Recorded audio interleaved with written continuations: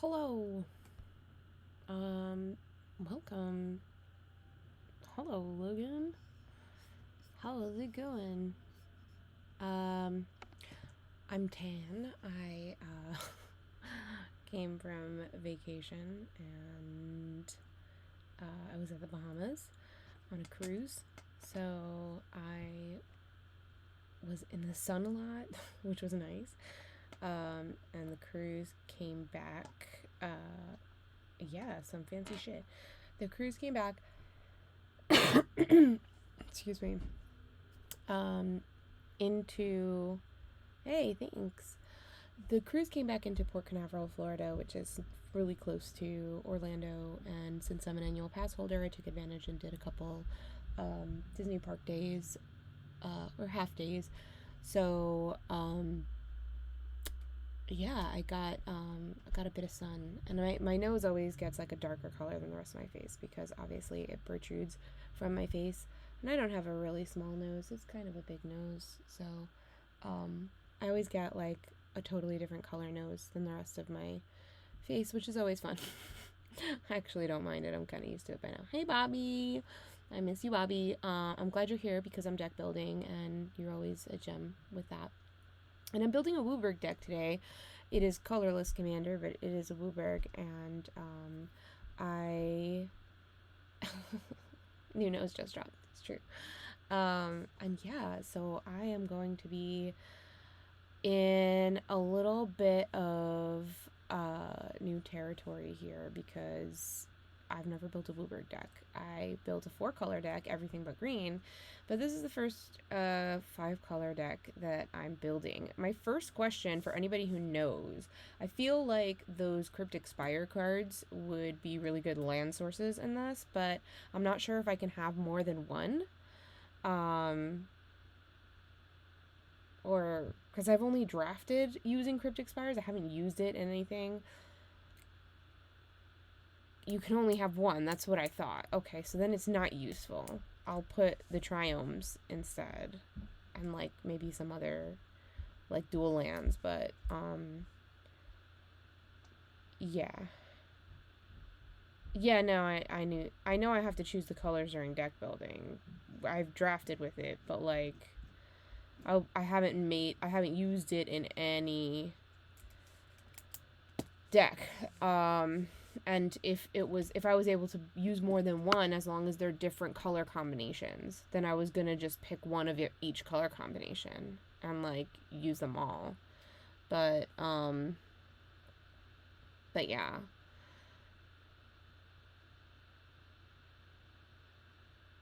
Okay.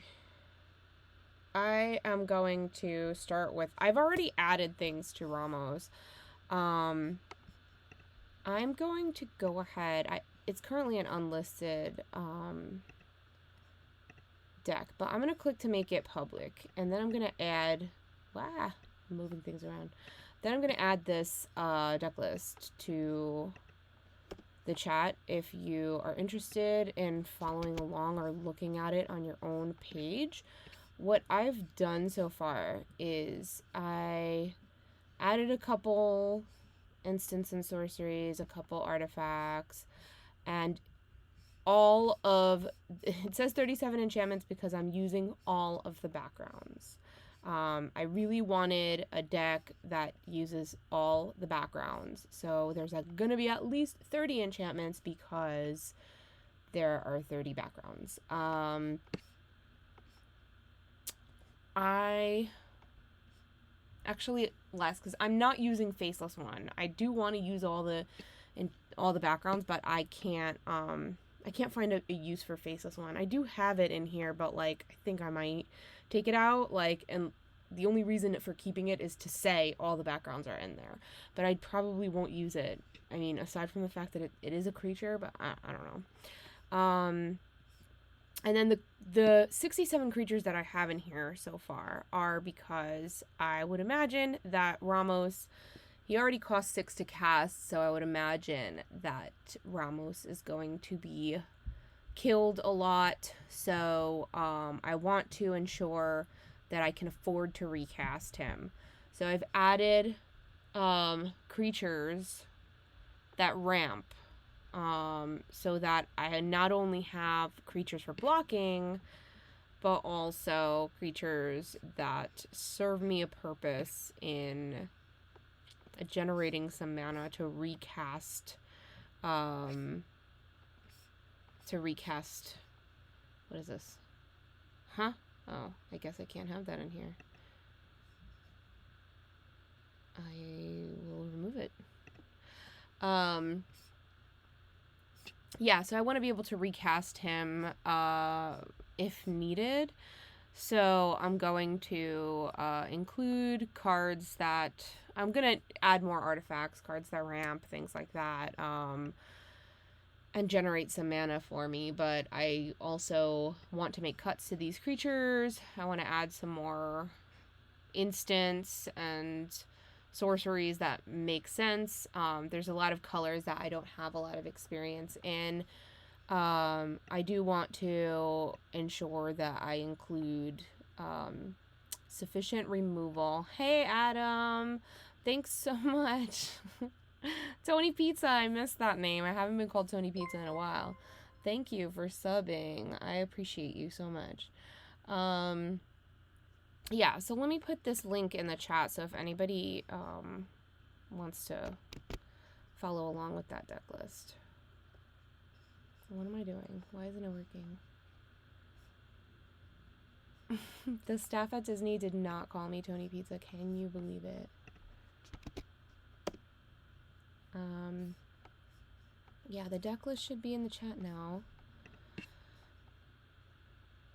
Oh, boy. Okay.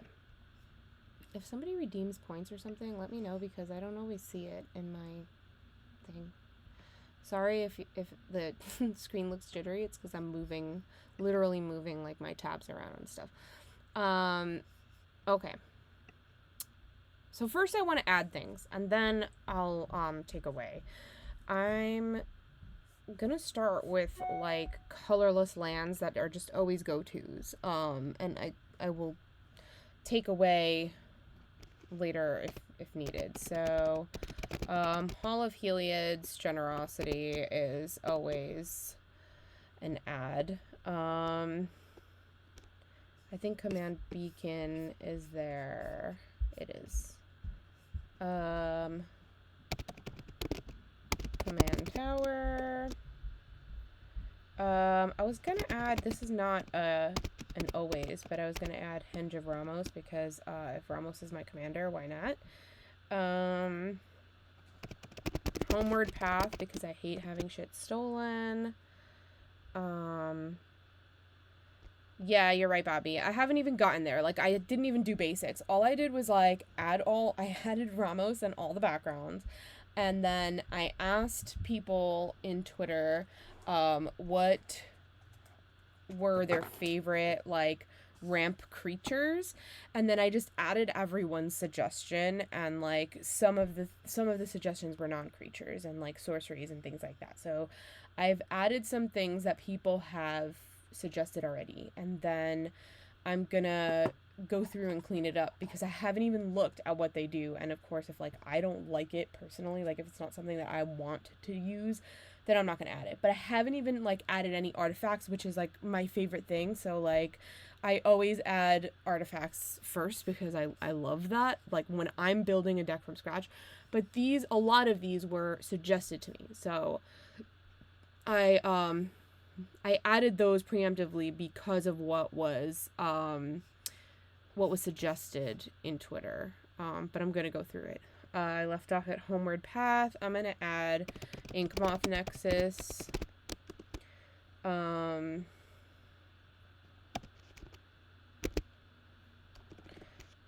I just add it by this? No, too many cards. I hate putting the whole thing in. Okay, Labyrinth of Scophos. Library of Alexandria. And I know that this is a lot of like colorless. Oh, I can't add that. Whoops, never mind. I know this is a lot of colorless shit, but like, we'll go through it. I know, I see that. It's a good card. It's a shame that it's banned. Opal. No! This system sucks. It doesn't. I actually kind of love it, but like, it's frustrating when you have to type like every single word exactly right. I'm like, just read my mind, know what I want. I'm not really like drawing cards, but I always worry that like somebody else will make me draw cards and then I won't have max hand size, so it's like, why not? Rogue's Passage. I put Witch's Clinic in everything. I put Vesuva in everything. Because sometimes other people be having great lands and I need it. Or if I'm like short a color, then like I'll just copy somebody else's like basic land. Temple of the False God. Ancient Tomb.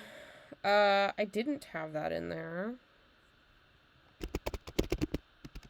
Is Arcane Lighthouse allowed? Let's add that.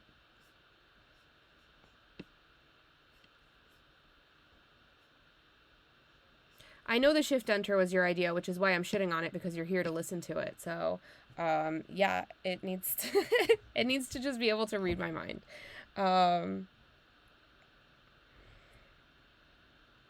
Ancient Tomb. Adam, I'm just gonna add it and we can take it out if it's not good, but let's throw it in there. Let's see what it do. Yeah, I don't love taking damage. but it is handy because it does add to. I would rather Temple of the False God because I don't mind waiting until I have 5 lands. Like, it doesn't really bother me too much.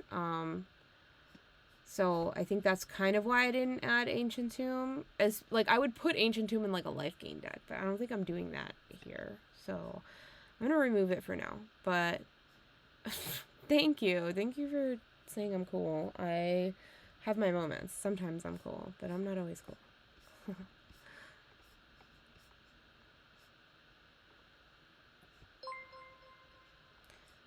What? Who's doing things?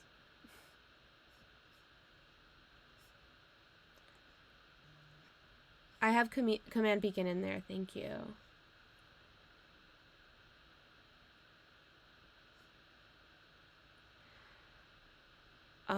I don't know, Bio. I don't know. Thanks for following me, Dark Shiva. I hope you have fun here.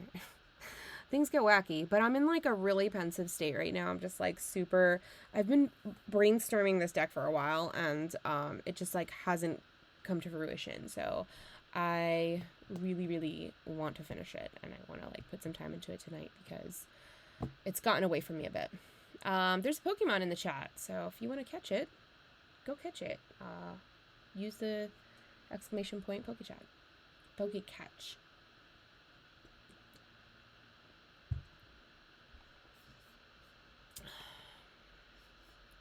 Alright. Bobby, you still here? Hey, Zero! I'm so glad to see you. We are adding Soul Ring. We are adding Lightning Greaves.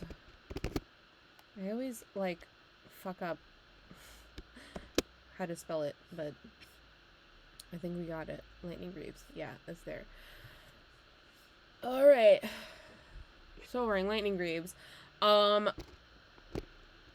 am drinking a Guinness Extra Stout today.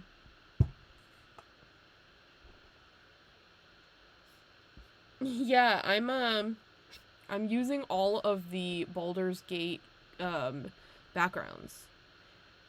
So it's gonna be a little nutty. I just needed... So I really love artifacts. I really love colorless cards. And so I needed a 5-color commander in order to be able to use all of the... Hey, you caught Seal, Rob. Good job. I needed a 5-color commander in order to use all the backgrounds, and Ramos was the most appealing to me because it's colorless, but it does have a 5-color ability. So whenever you cast a spell, put a 1/1 counter on Ramos. For each of that spell's colors, remove 5 1/1 counters and add this much mana to your mana pool. Activate this ability only once each turn. So I could keep making Ramos bigger and giving him lots of abilities, additional abilities with the backgrounds, or I can utilize those 1/1s for additional casting power. So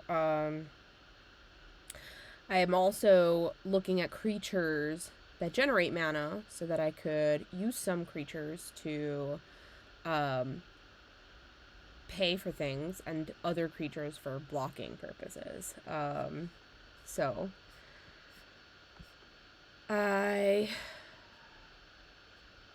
here I am.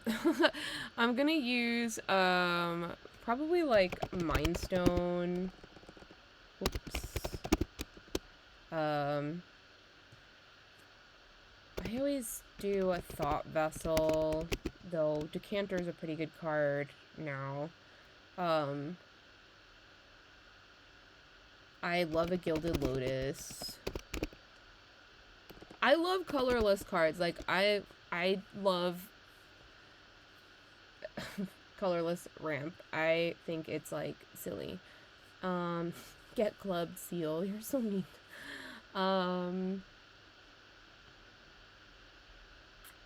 Oh, Arcane Signet. I will never forget the time I was yelled at for not including Arcane Signet in a deck. Well, not yelled at, but, like, criticized because I didn't include Arcane Signet in a mono white deck, and I'm like, I don't need it. It's add 1 mana of any color in your commander's color identity. I'm like, my commander has 1 color. Like, it just seems silly. Like, I could put any other... I could just put a plains in it. Like, why would I put an Arcane Signet when I could just put an extra land? You know, like, it's a monocolor deck. Like, that's silly. So yeah, I like always include Arcane Signet obviously in other things, but it doesn't make sense in a mono deck personally. So okay, let me go back to some of your suggestions. Logan says Transguild Courier,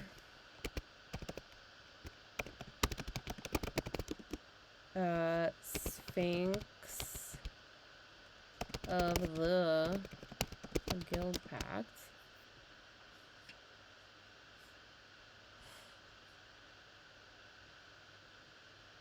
Oh, that's good. Thanks, Logan. I wouldn't have known that, so.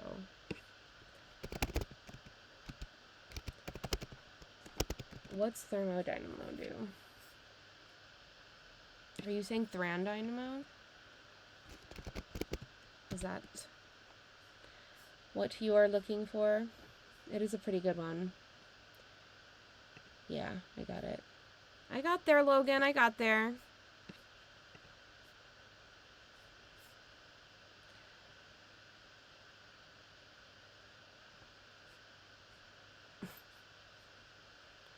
Bobby! Rob, are you leaving or are you saying something about this?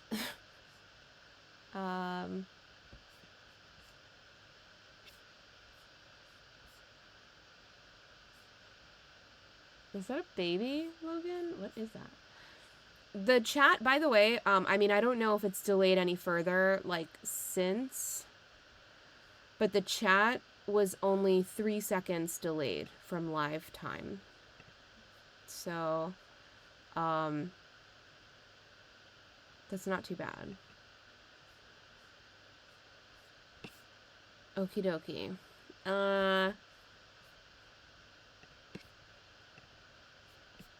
I am going to be just an absolute degenerate and go for extra turns. Why not? Why the fuck not? What if your commander is all colors? Do you also put colorless?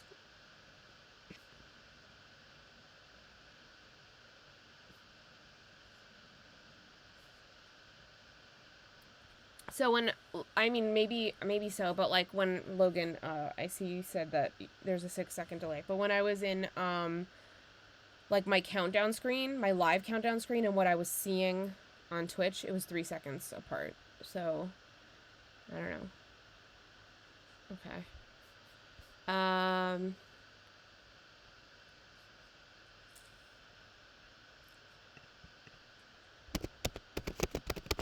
I'm gonna go for some extra turns. And just fucking see. That's stupid. I think so, but you know, fuck it. Hey, Modfly. Welcome in. Rob, I love those little emojis. How fun. Hey, welcome in. I'm sorry I'm like haggard today, but I'm trying to build this deck. It's so rough. Fist of the Sun, Dark Shiva. I will take a look in a sec. I'm gonna... Beacon of Tomorrows is just so freaking expensive. Can I arrange this from mana value? What the fuck is this?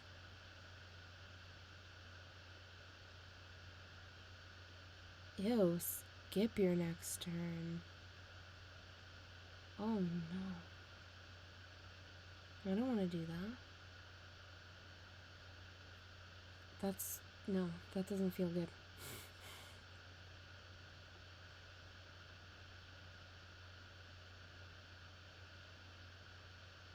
This is so stupid. Last chance? Yikes.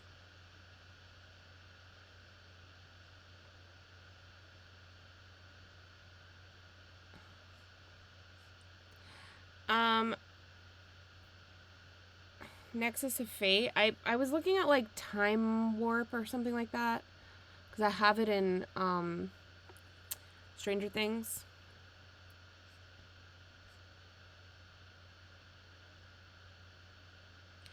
Like Time Sieve is pretty good, but I don't want to sack artifacts unless I'm like making tokens, and I'm not going to do that with this deck.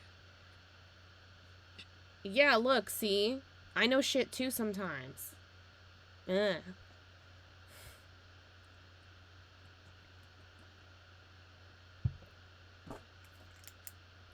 I'm gonna write this stuff down because I'm old school and I don't want to scroll back in the chat. Oh, that's a media release form, not a blank piece of paper. Okay.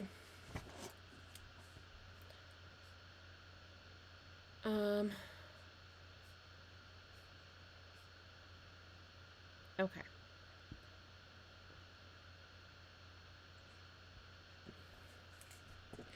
Alright, Fist of the Suns. I'm writing it down because that way if there's like a lot of chat, then I don't want to scroll back.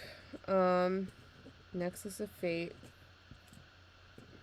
Warrior's Path. And we're working with every color here, so Oath. Warrior's Oath. Got it.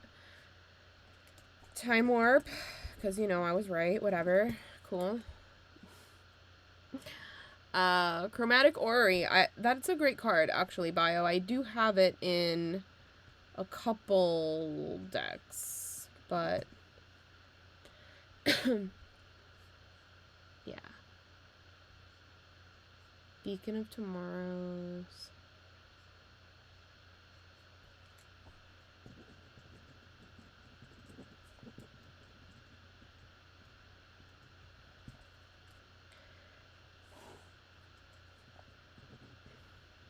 Door to Nothingness? What does that do? Oh my god, I'm gonna look that up in a second. That sounds scary.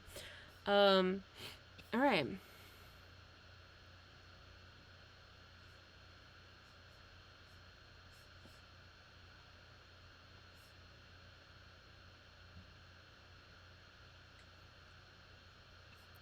See, like, Time Walk Is that allowed? Is this a legal card? It says take an extra turn after this one. It's just 2 mana.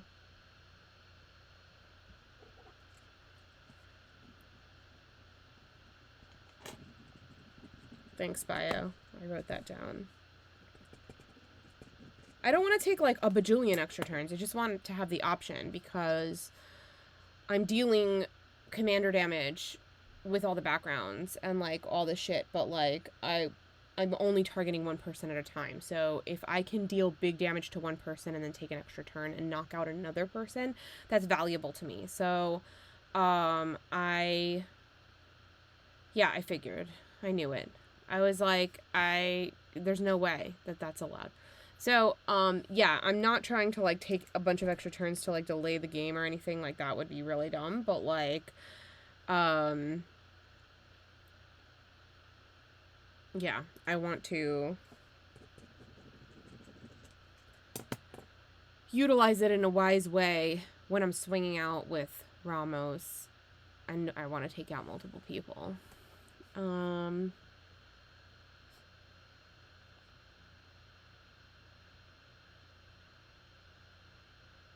Yeah, I see savor the moment.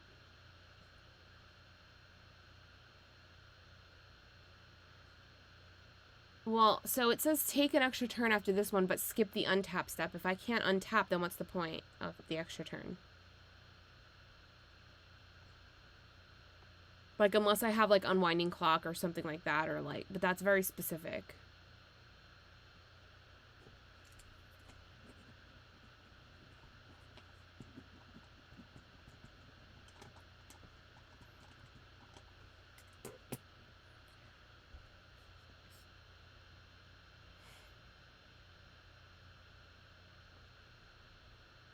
I kind of like Stitch in Time, but it's too much of a gamble.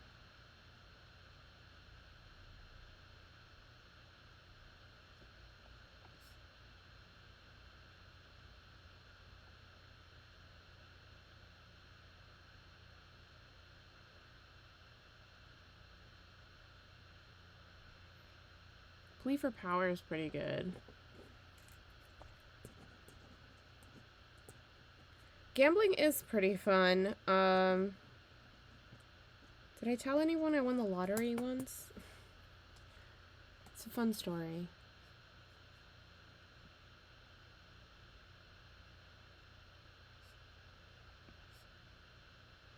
Zer the Enchanter. I also haven't decided if I'm, like, adding tutors, so... And I'm gonna need a little bit of stacks, and, like, pillow forting in this, so...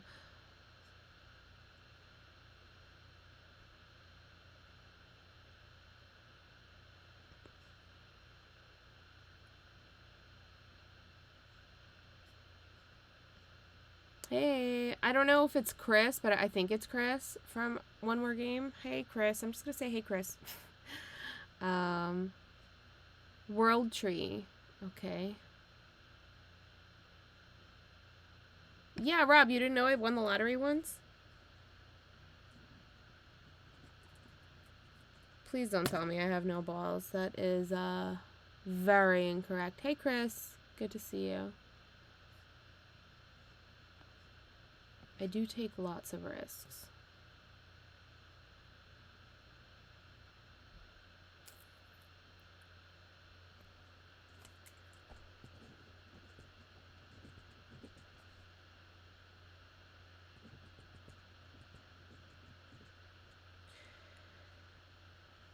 Yeah, Time Warp's the one, I think.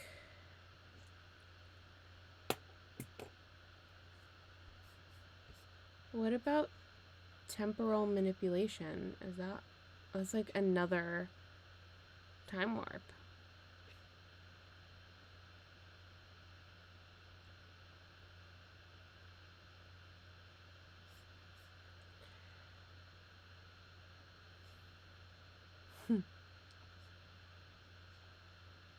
Oh. You don't have your Pokeballs? I'm sorry. I don't know if I do either.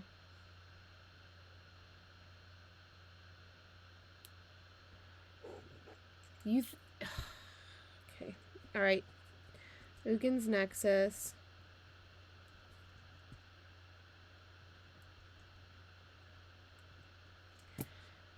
Is added. I'm not gonna add all of these, but definitely if I could get myself a couple extra turns, it would really do the deed. I was gonna say job and deed, and then I couldn't decide which one. I really fucking love Metamai. Metamai is a jam. I put that shit in Stranger Things, and that shit puts in work. Like, oh my god. Yes. So the best way I happened to win with Metamai in Stranger Things was like this game where like I was able to like recover Metamai straight onto the battlefield from the graveyard and like give it haste, attack with it, and then give myself an extra turn, and then on my upkeep automatically win because I had Triskaidekaphile out and 13 cards in hand. It was like glorious. It was stupid, and it was like not at all a way that I planned to win with that deck, but it worked, and I just love that card. So that's probably going in this deck because I love it.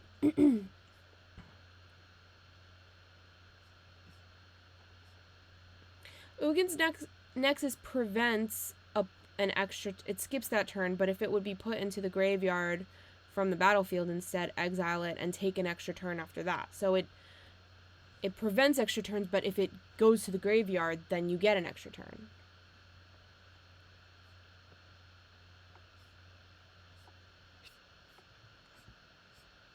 Because reading the card explains the card, so I heard.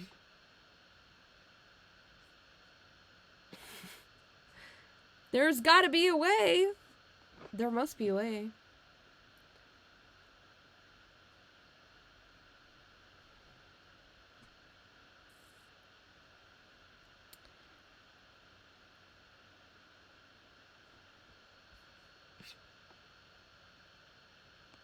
I did have like I know Teferi does a lot of extra turn stuff, and like this Master of Time like puts in a lot of work too, but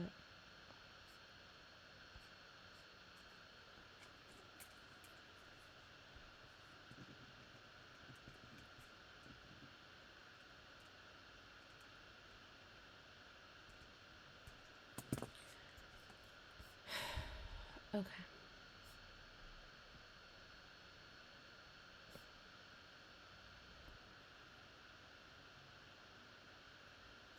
I guess I see, like, Time Stretch I think is a good, like, Time Warp and Time Stretch I feel are really valuable, and I can see the value in Beacon of Tomorrows. I know Expropriate is Corey's favorite card, but it is pricey.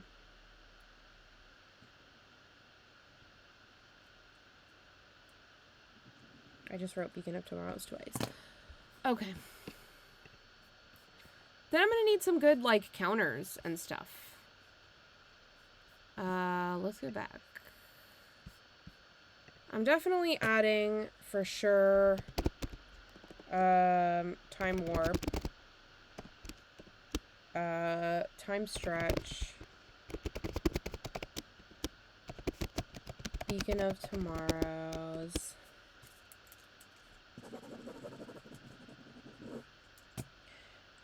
let's look at Fist of the Suns, because I don't know what that is.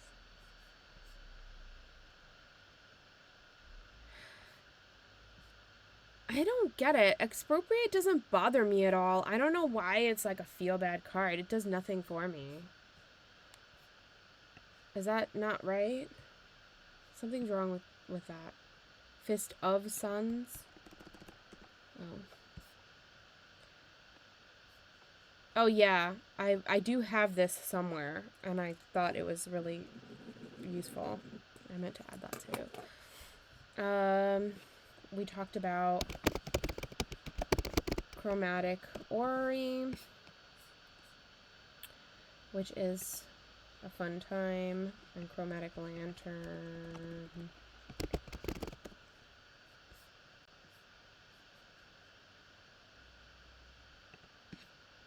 It's good.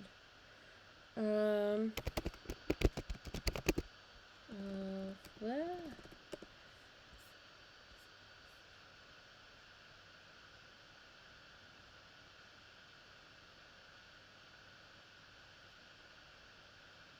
Doesn't chromatic orrery... No, it's Girapur orrery lets you play extra lands.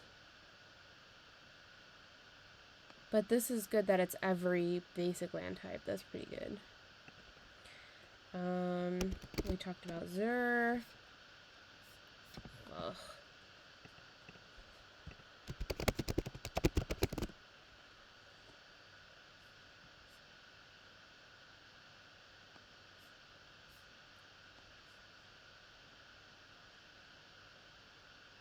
Yeah, it's pretty good.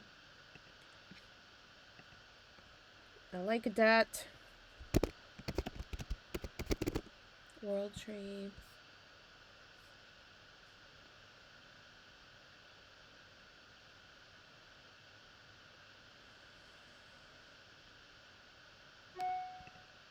Pretty good. Alright. I added all of this.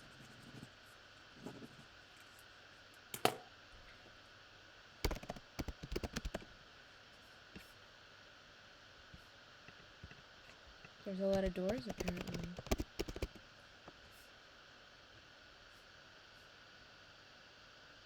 Oh, fuck.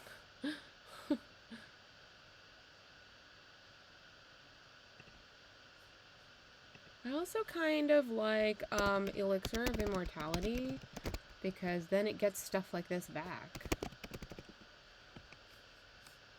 Oh, it helps when you fucking spell it right.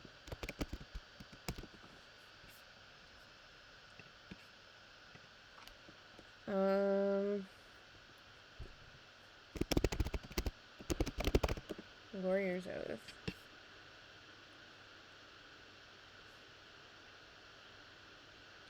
Ugh, that's so scary. I don't know that I want to add it. It's still on my list, but I'm not adding it just yet. Why do I have messages? Let me seize.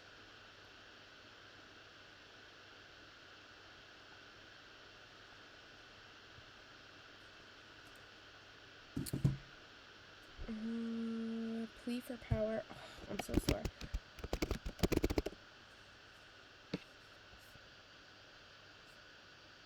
I didn't catch the Ozolith suggestion, but I do always put in Ozolith whenever I have counters. I just haven't, like, added any artifacts. I didn't even have a soul ring until, like, a minute ago.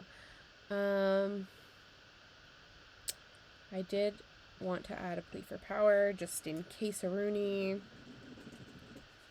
Medomai, that's the one.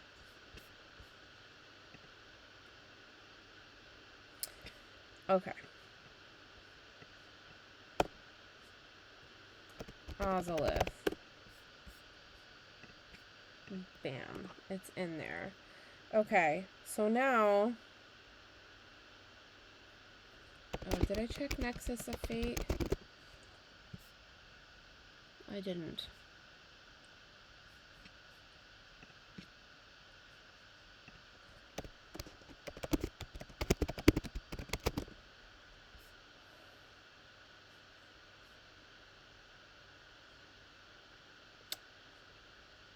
Yeah, that's really good. I just don't know that I'm, like, using a lot of counters with the exception of, like, you know, obviously, adding counters to Ramos, but yeah, it's pretty good. Oh. It would get a lot more value in, like, a counters deck, something like Giada or Lathiel, You know, like something like that, where it's like putting counters on a lot of things. It would get a lot more value, but I guess it would make fast work of putting counters on Ramos.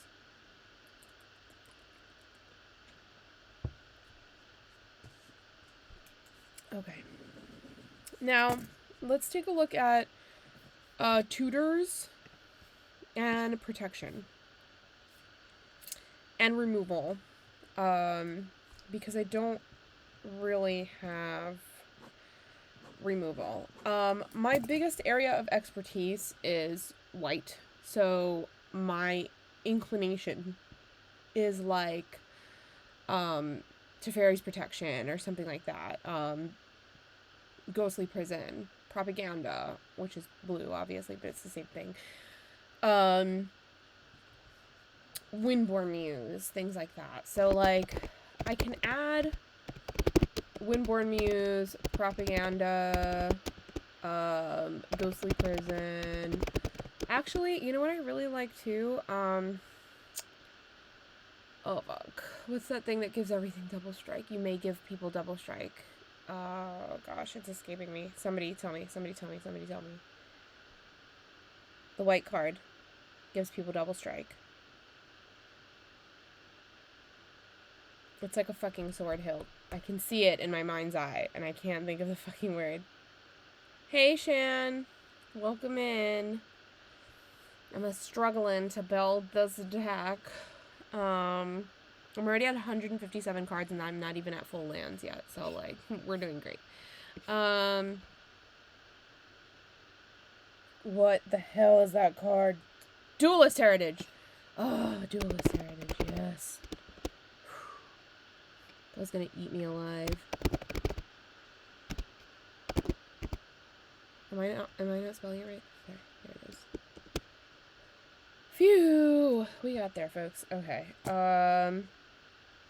I'm just gonna add Teferi's Protection because I don't know what the fuck else to put. But I can change it later. Let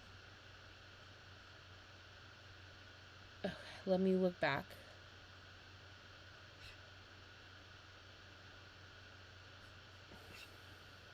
Did I already put Inexorable? I did put Inexorable. You said Hardened Scales. What's Corpse Jack Menace?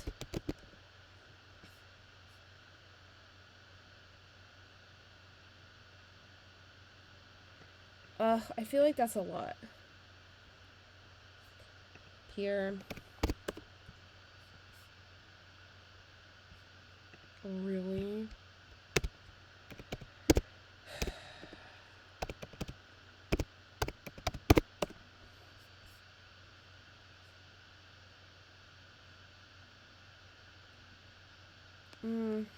I don't want to get into, it's not really a counters deck, so.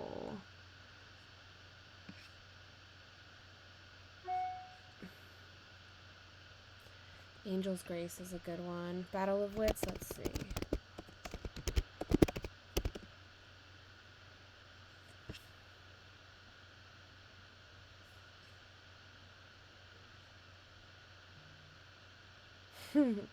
I love Battle of Wits. I have no idea, like, how to make that happen, but, like,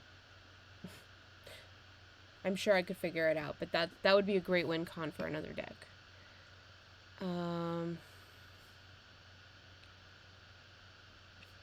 I know it is about making Ramos huge, but I don't think that those cards are giving me any use in my deck unless they come out.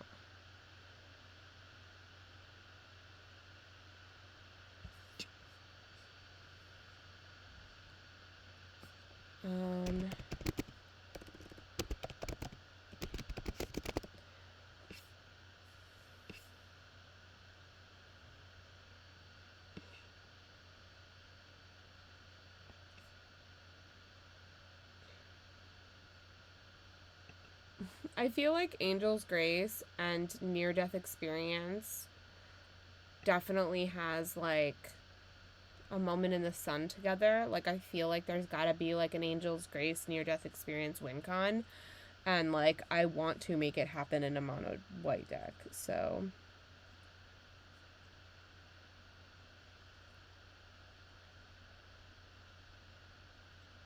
That's gonna be amazing.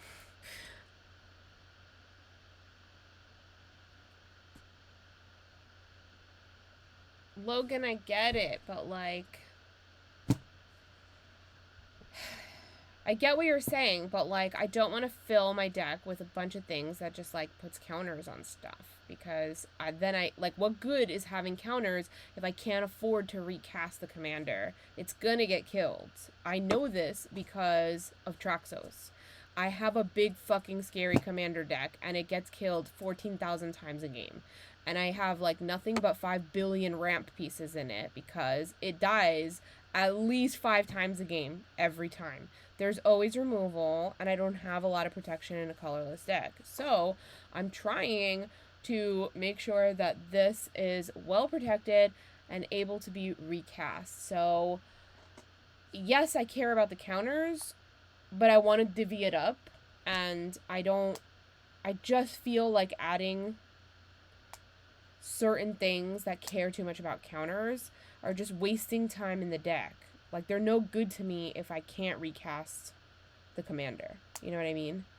So, and it's already getting counters every time I cast something. So if I have a bajillion ramp pieces and I can cast a lot of things, especially if they're, like, all low cost, then it's going to get counters on it. So, I hear what you're saying. I see what you're saying. But I don't know. I'll write it down, but I'm not adding them just yet because I feel like, I don't know, like, Corpse Jack and Pier aren't the ones. There's gotta be something else that, like, something else, something more like, kind of like Elhammerit's Archive. Like, if you would add one, you add more, or something. There's gotta be something else that's better than these. I'm gonna write them down because I don't want to forget them, but there's something else I know that is better suited for counters than what we've said just here.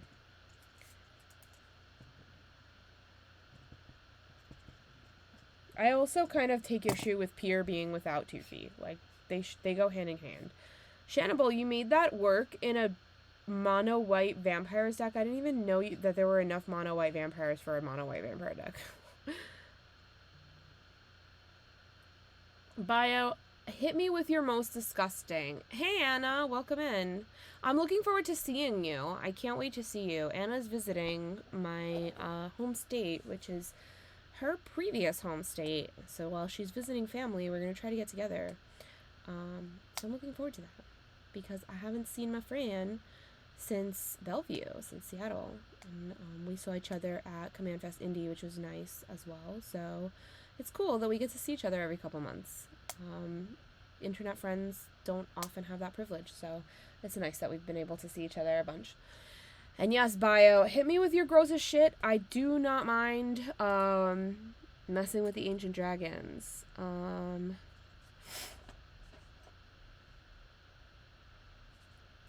Alright, I'm gonna write down my paper is all over the place with things.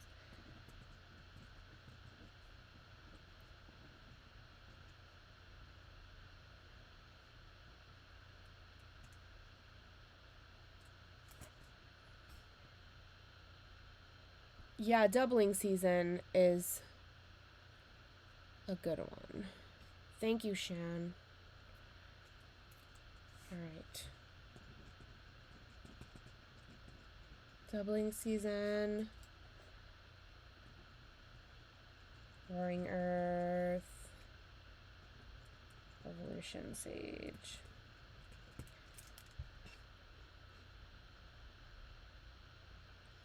Hey, Grubble.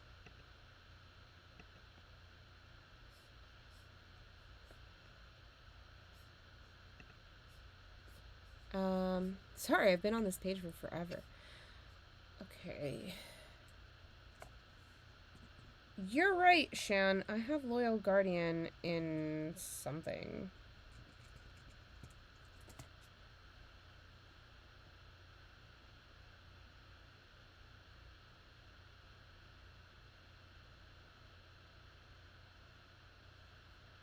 I don't know about Rayan.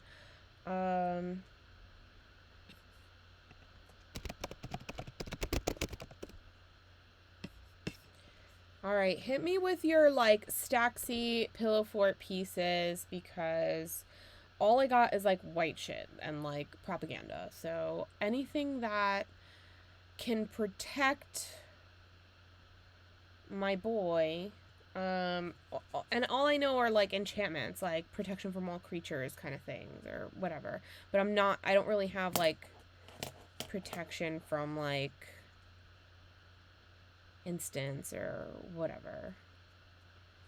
Oh, Deafening Silence is a good one. I always forget it too, and I know that it's a good one to have. Alright, so Doubling Seasons in. Roaring Earth.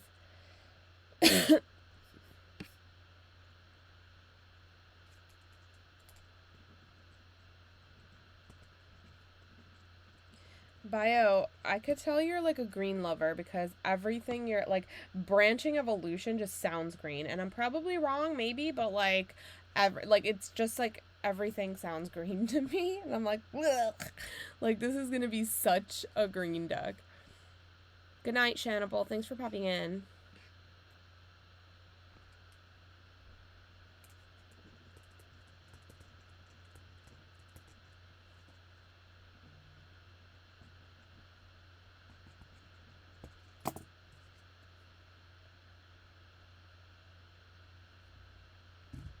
My phone keeps buzzing.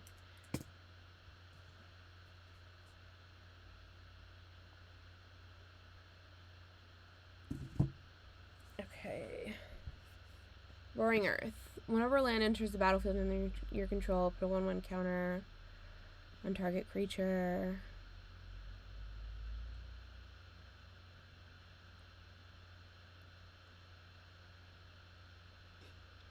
Yeah, that's pretty good, especially because it's low cost. I'm gonna have so many enchantments in this shit.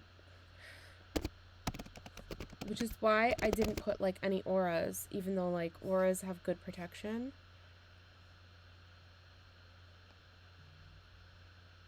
I don't know how much I want to get into proliferating.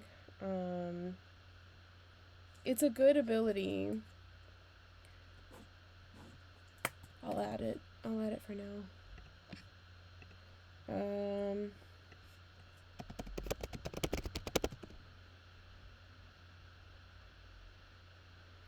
I do have a lot of green in here. So much green.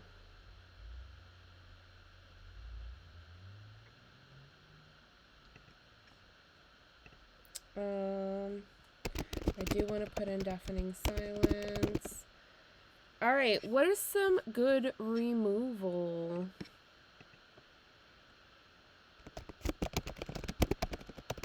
Again, all my favorite removal is white. Like, I really like Dawn Charm.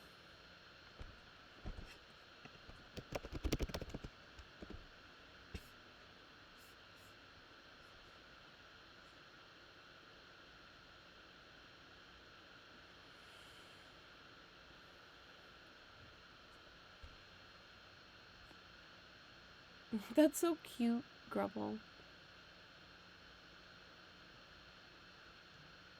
Okay. I don't know if I want to add it just yet. I'm gonna keep it on the list. Parallel.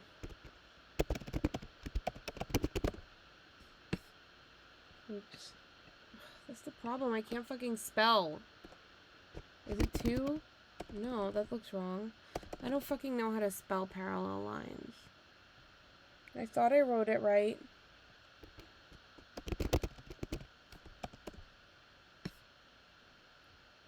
Lives.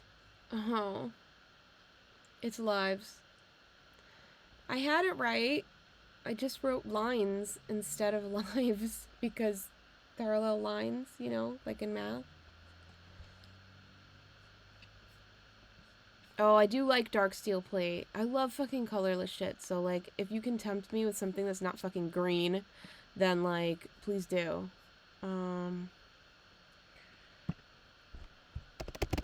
Guardian Augmenter.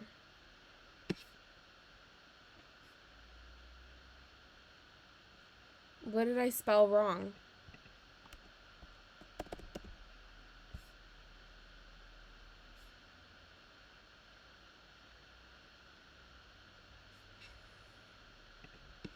There's so much fucking green in this.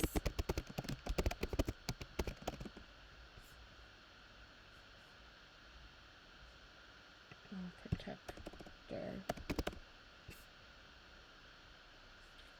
Yeah, I like that.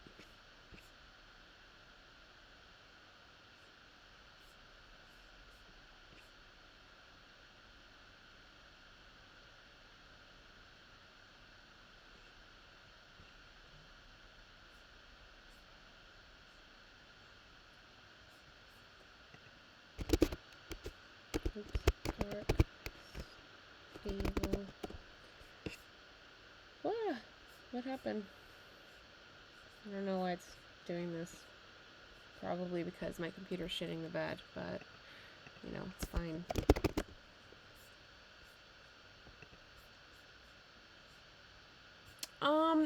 Honestly, Grubble, I feel like Mother of Ruins is okay, but, like, I don't get a whole lot of value from her. Not a lot. Dark Steel. Mutation.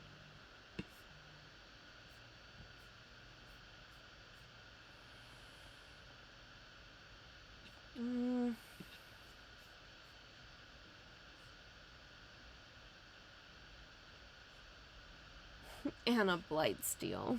Fucking crazy. Heroic Intervention.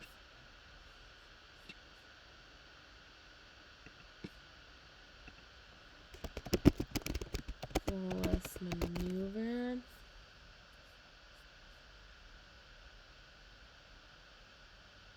Yeah, I do like that. Alright. I want things kind of like Dawn Charm.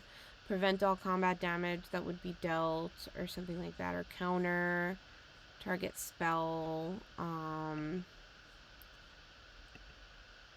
what's the,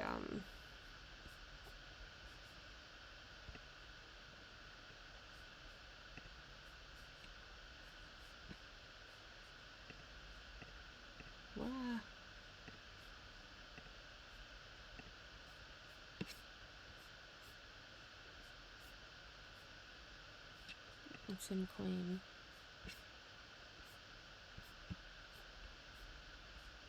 Rebuff the Wicked, I really like.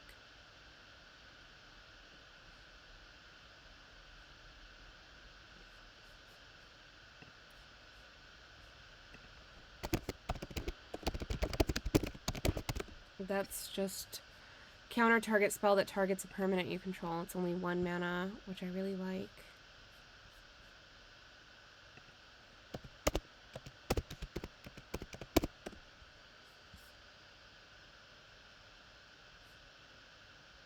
Yeah, this is pretty good, but I feel like more often than not, people can pay it. But yeah, maybe. Let's just add it just in case. Yeah, so stuff like this, like, kind of counters. Like, just basically, like, general counterspell or whatever.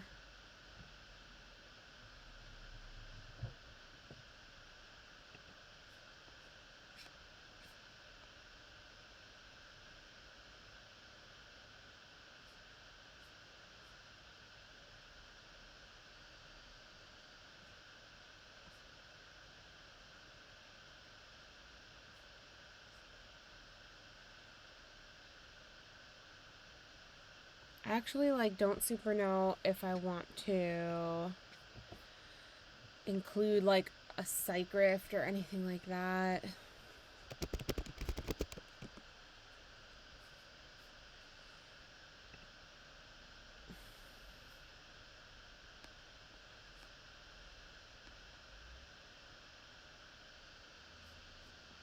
Maybe, like, a mana drain or something isn't too bad.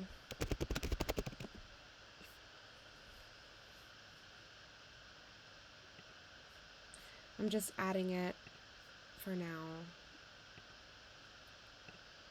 And then we'll see.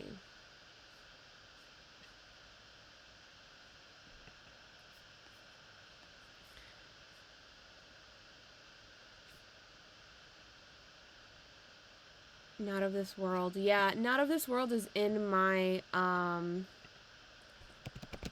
Traxos deck because he is base 7/7. So it's perfect in it.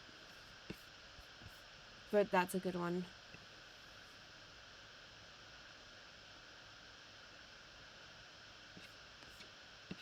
Yeah, Not of This World is in my Traxos, so I have it. I'm pretty familiar with it. Let's take a look.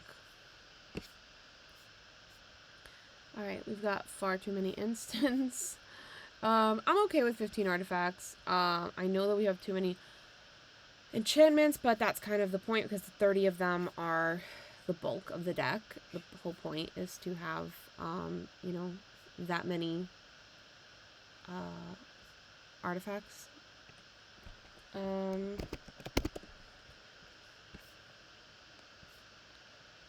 I'm just gonna add all the triomes, I think.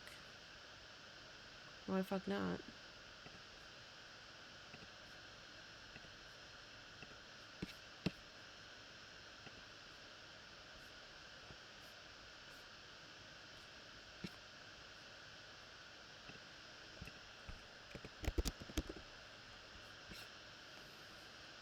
Yeah, thanks. I didn't know what the new ones were called. Because I have all of these.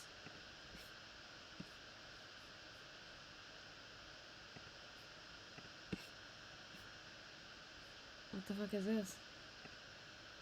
Oh, why doesn't it have an image? So weird. Alright. Okay, so we're at 25 lands. I'm gonna fill the rest with just basic lands. Yeah. Quote me on that. Hey, Geek Beardly, welcome in. I'm glad to see you. I'm sorry if I'm moody. I sat for 3 hours during a really painful tattoo. It wasn't that bad, actually. Okay, I'm not going to exaggerate. It wasn't very, like, I sit very well, and I tolerate pain very well, but, there are definitely parts of it that are, that were more sore than others, especially adding in the color, because it's kind of like punching over spots that have already been, like, graded on for several hours, so, yeah, I was just shy of 3 hours, and, it was really draining. It was exciting, but also, like, takes a lot out of you by the end of the day, and I landed, my flight landed last night at, like, near midnight. I got home around 1 a.m., and then today had to, like, go get a tattoo and sit for 3 hours for it. So I've just been go, and I've kind of, like, scheduled this tattoo, like, to fit it in wherever it could, and, yeah.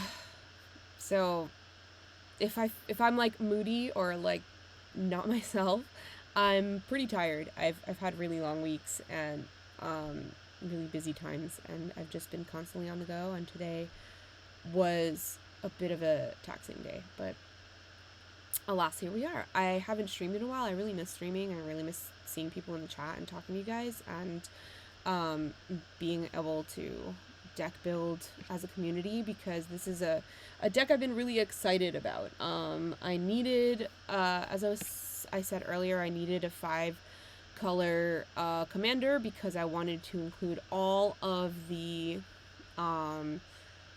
backgrounds from Baldur's Gate in it, so I needed something 5 color, and I love a colorless commander. I love my Traxos deck, so I'm going for Ramos, and yeah, I'm really excited about it. I feel like it feels the best to me. It feels the most like something I would do. So yeah, I'm super excited. Thank you. And thanks for everybody who's hanging out. I'm sorry I'm not like blah, my usual self, but like, you know, I'll get there. Grubble, you miss the pain of a tattoo? You saintly boy. You have tattoos. What would your ex say? It's funny because Grubble and I are in a big group chat with a bunch of other creators and friends, and because I got my tattoo today, we were talking about tattoos, and Grubble said that his ex-girlfriend really hated tattoos, and now he has several, and so you know, in lieu of like what would Jesus do, it's like what would Grubble's ex-girlfriend say. So now Grubble has tattoos. He's a tattoo hooligan like me. So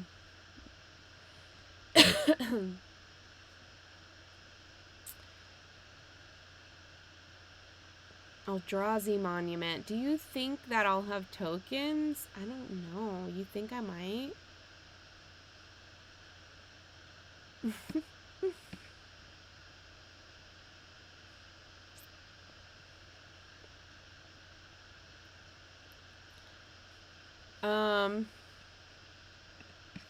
I don't ever really play stuff that's super scary. But I'm not opposed to it.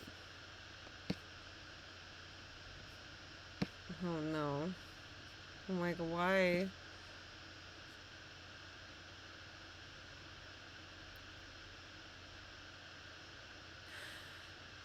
So, Eldrazi Monument works really well in my Traxos deck. I have it in my Traxos deck.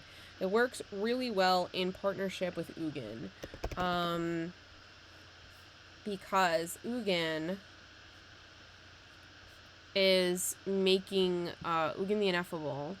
You exile the top card of your library face down, create a 2/2 colorless spirit creature token, and when that token leaves the battlefield, it goes to your hand. So you never lose the card, and you don't really have to create additional tokens. So I usually only play Eldrazi Monument in my Traxos deck when I have it with Ugin, because Ugin's making the tokens that you're just going to sacrifice to the monument and then put them all back in your hand.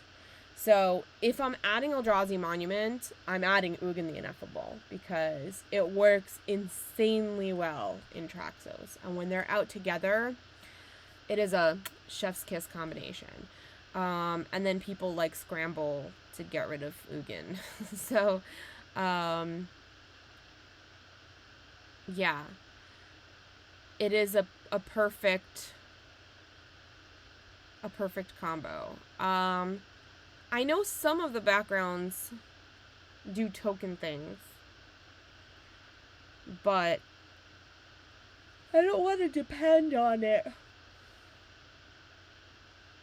I'm going to write it down, though, because I like it.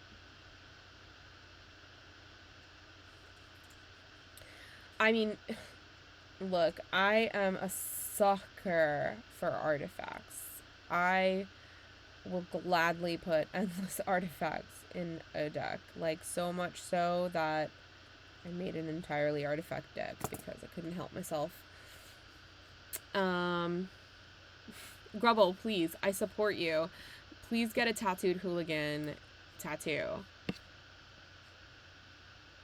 I want it to be, like, I think, like, above the knee would be a really cute place for it. Like, just, like, a little like, rainbow across the kneecap, like, over the kneecap, like, tattooed hooligan. But, if you really want to get hardcore, it should, like, go across your neck. Just, like, a tattooed hooligan. Bam. Right? I do I do have an ancient gold dragon, which I put in my Lulu deck. And then I was bullied into taking it out by Logan. So, Logan doesn't see value in the ancient gold dragon. So, Bio, maybe you should convince him.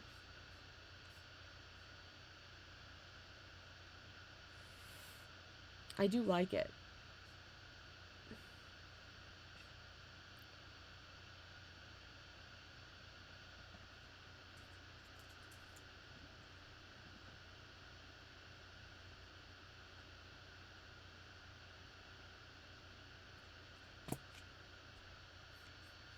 I know, it's super cute. I wanted it in Lulu, but alas.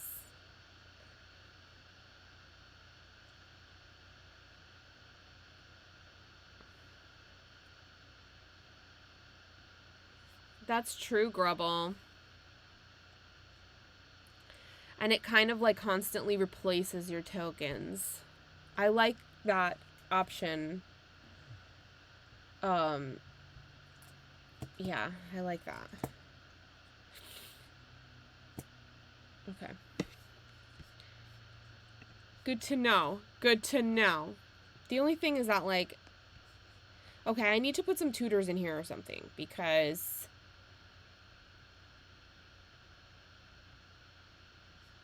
if I'm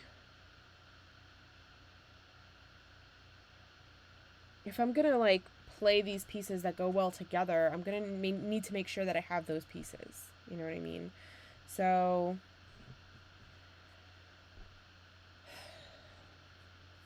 alright. My favorite tutor, I put in the, it's my favorite card in my Queen deck, and it is a community tutor. So it's not the greatest for this because it's not group hug, but when it dies, everybody can tutor for any card, and I kind of think that's fun. A lot of people don't know this card, but it's my favorite card in Queen. So it is a 2/2 creature. If Noble Benefactor is put into any graveyard from play, each player may search his or her library for any one card and put that card into his or her hand. It's a 25-cent tutor. Yes, everybody tutors, but it's kind of fun, especially if it's like late game where it's maybe down to like 2 players or something like that. Like, to be able to like sacrifice this to the monument is kind of fun, because then everybody, you know, whoever's left tutors. But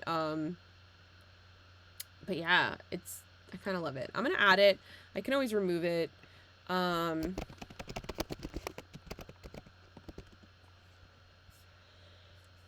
Enlightened Tutor is always great. I have that shit and everything because white. Can I just search tutor?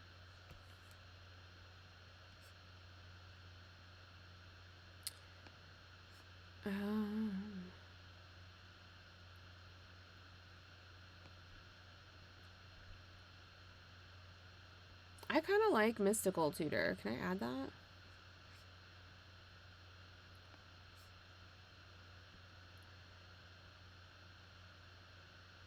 There are so many black tutors.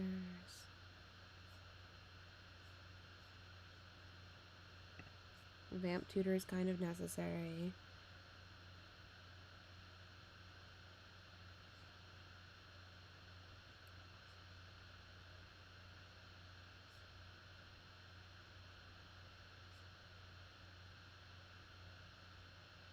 What's the difference between Worldly Tutor and Sylvan Tutor?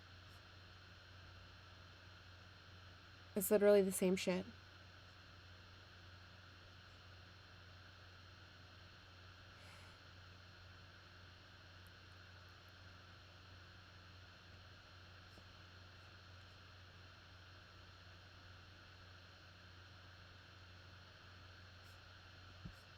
Oh, I see. Well, let's throw both in there. Just, you know, I'll make decisions later.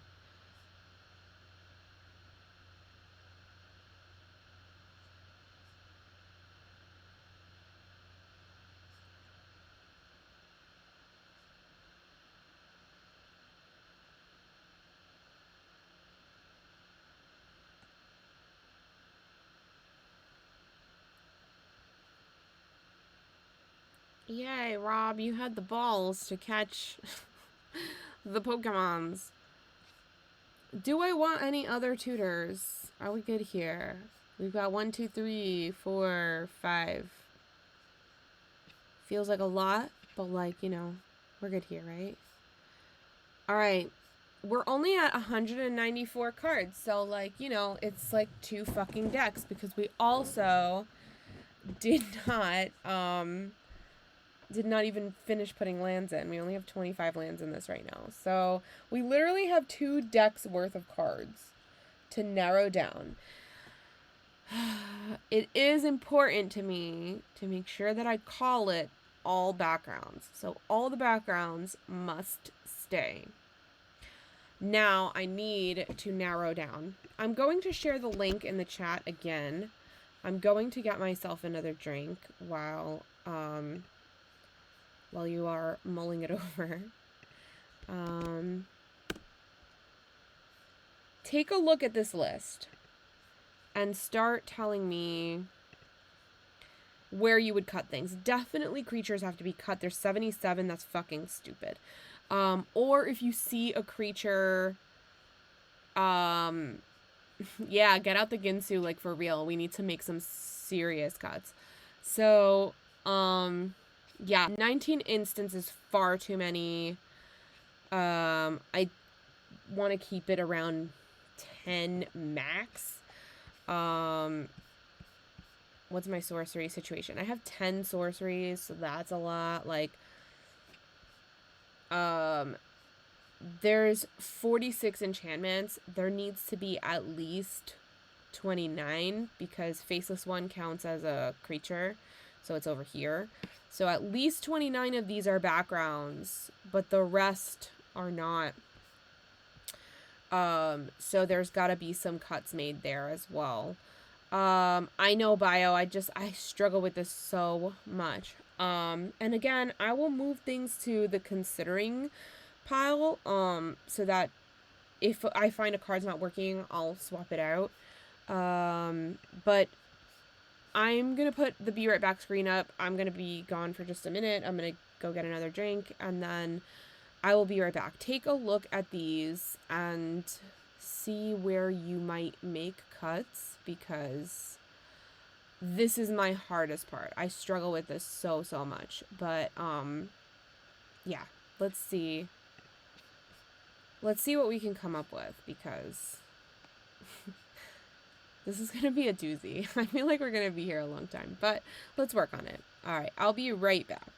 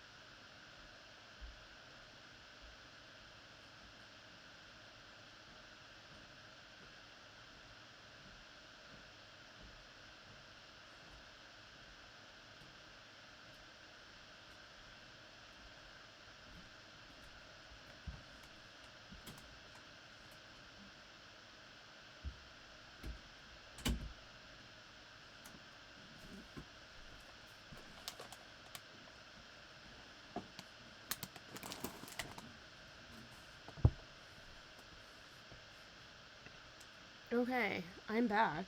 I also brought popcorn. Look at this ridiculous. It looks like I have like a diaper on. It's pretty freaking hilarious. Good times. It's really hard to like move around.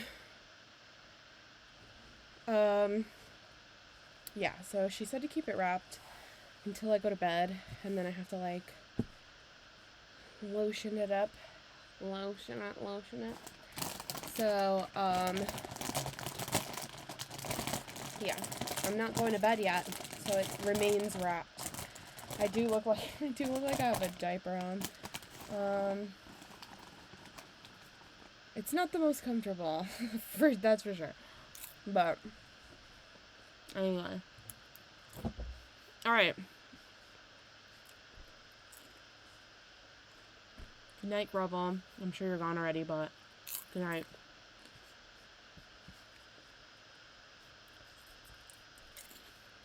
What are we thinking? Let's cut some shit. Alright.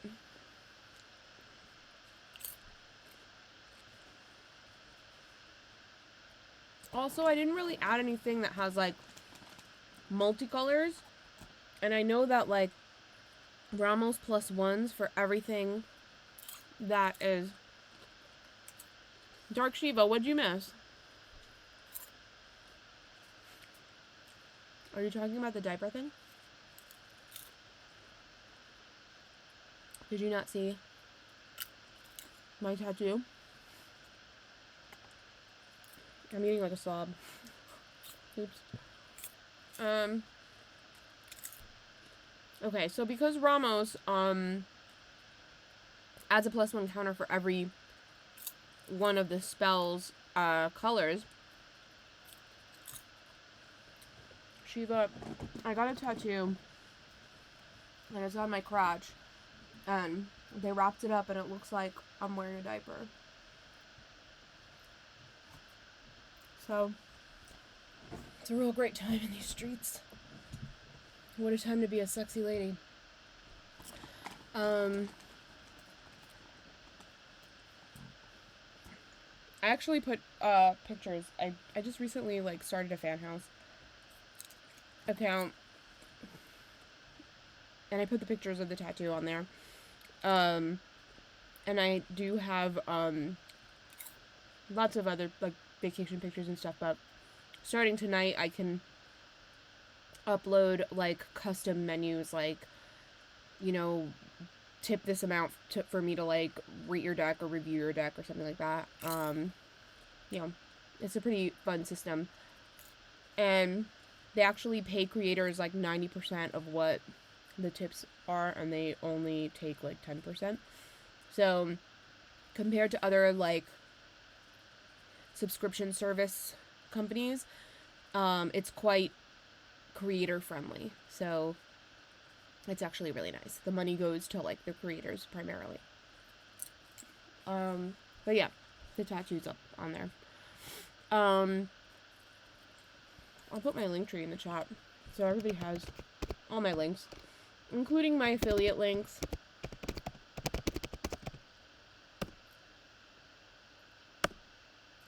Everything's in there. Yeah, let's... If anybody knows, like, I know New Capenna has a lot of, like, three color identity creatures.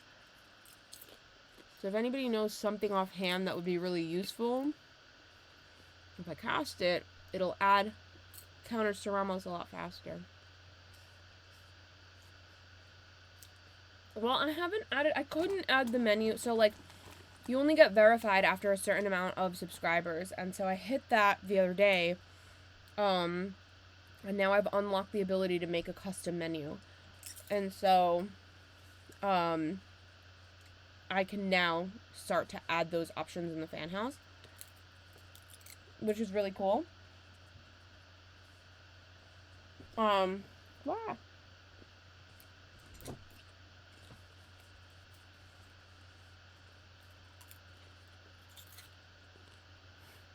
Huh. That was fucking hilarious. So you didn't hear any of it? You didn't see it? Okay. One more time. One more time. Alright, so I got a tattoo on my crotch. And they wrap it. And it looks like a diaper. But I swear, it's not a diaper. So, I'm a little bit uncomfortable moving around. But it's fine, considering, yeah, I sit really well. I hold, pain really well. So, I'm not in too much pain. But I haven't been able to remove the padding yet.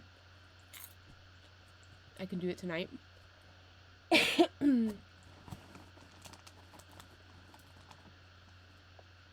Logan, depends on what?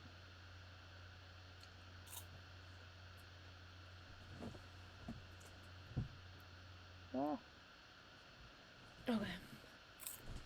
Let's start cutting. Oh. I'm not wearing Depends. I don't know that I could, I don't know that the back of my underwear is, like, stream appropriate, so I'm not gonna turn around to prove it to you that I'm not actually wearing a diaper. You're just gonna have to believe me.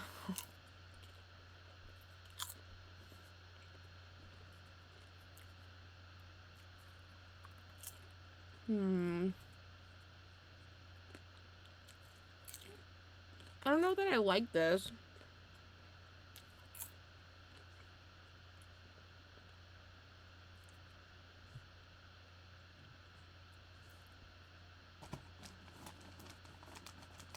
I just don't see value in it. If somebody can convince me why it should stay, let me know, but it's gone for now.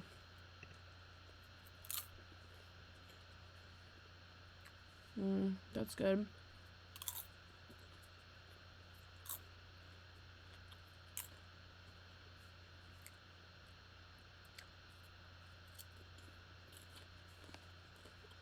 I feel like this is expensive, and I don't want to really deal with mutate. It's kind of a lot.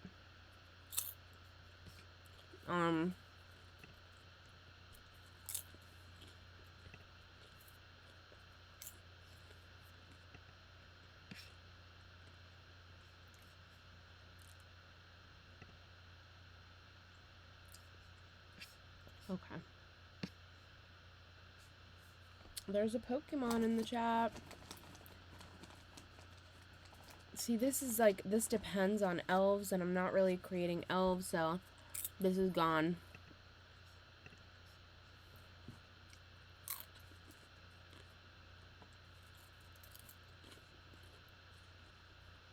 This is a single use, so I don't know that I love it enough. Gone. I'm gonna Pokécatch too. Damn it, I don't own the ball. Frig. I guess it's yours, Rob. You win again. You've got all the balls.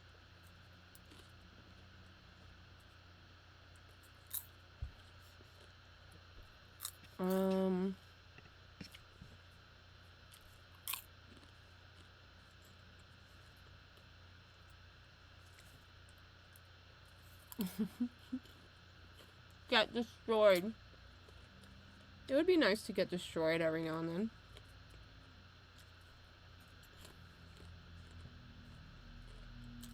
Again, I don't really have elves.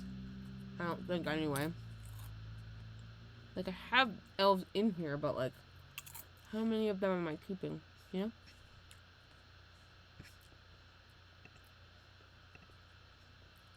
I fucking hate elves too. I'm keeping Ragavan because that'll give me an excuse to buy one.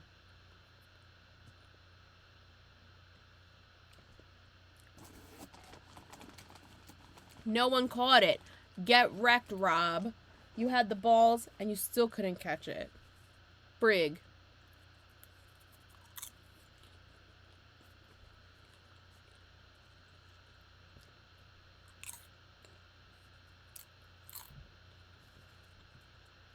I like that.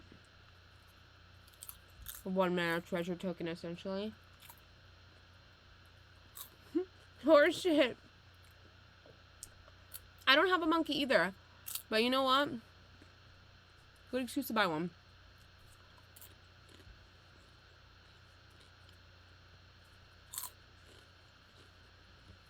This is nice. But I don't want to give my opponents gifts. I already have Noble Benefactor in there. So let's not. I like that.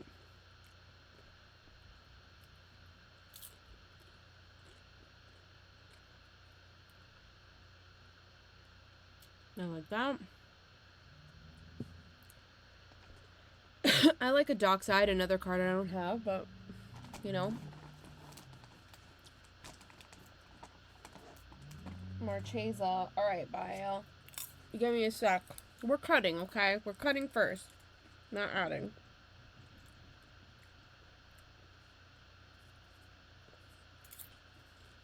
It is 70 bucks to slap that monkey. That monkey has slapped me for less. Which is fucked up.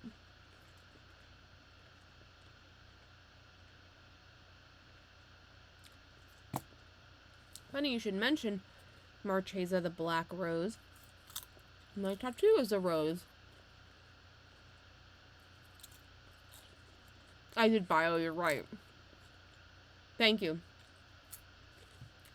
Keep it coming. You freaking genius. You angel. Heaven sent.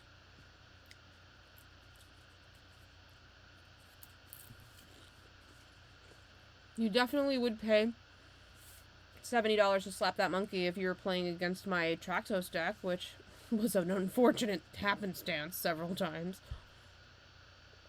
It was entirely artifact. I think the worst time was I had, like, infinite mana and a Mystic Forge out, so I was casting things off the top of my library for free, essentially. And I had, like, a hella big board state with, like, 40 artifacts on it. It was stupid. And I was like, of course you have a Dockside. Kill me.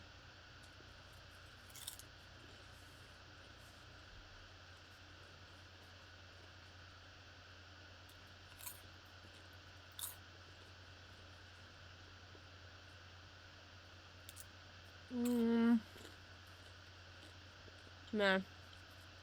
I don't like this. Seems like too much work.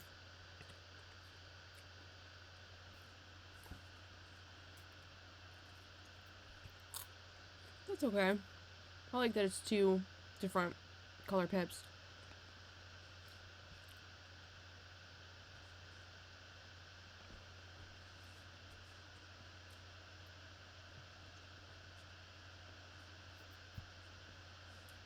Traxos is my first deck that I really put effort into.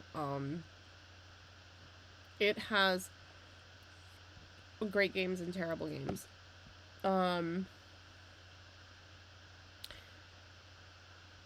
It does better when I have, like, Helm of the Host attached to it. Or if I have, like, constructs made with, like, Urza Saga. Because then I have good blockers. But, otherwise it's really vulnerable because it tends to be the only creature on the board. And it gets removed a lot. So. It's, not the strongest deck, but I really love it anyway.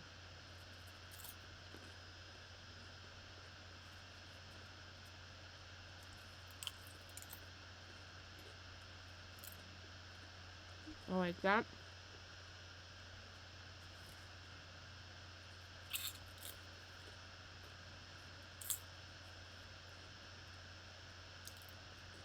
What?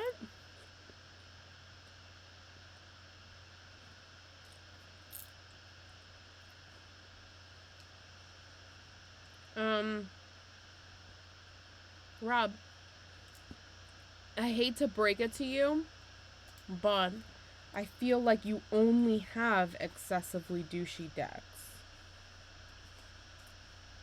Could just be me. Bio, I'm writing it down. So I can add these, like, when I'm done going through creatures. It's not really a burn. It's a good thing. His decks are really strong and really, really well done. And, they're impressive. But they're not the funnest to play against sometimes, you know? Like, sometimes they're shitty. But that's kind of the point. They work the way they're supposed to, which is excellent. But I don't think you have a nice deck in your fucking repertoire there. Like, I think your decks are rough. Yeah, everyone's talking about Rob's great deck. His deck is the greatest, and we're also very proud. His mother's proud, especially. This seems fucking broken, but, like, in a 5-color deck, but I'm not gonna ask any questions.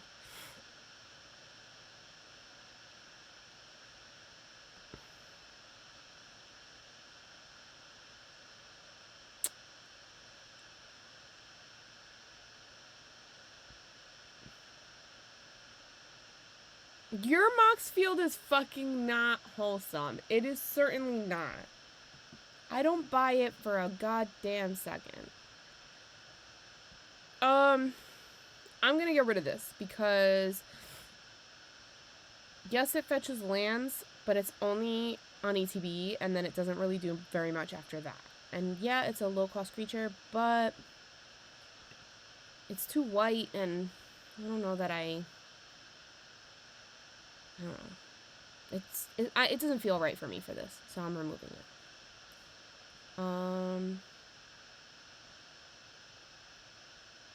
That's pretty good. This is weird that it's a black card and it says blue spells and red spells cost 1 less to cast. I do seem to have a considerable amount. Meh. I don't really have that many.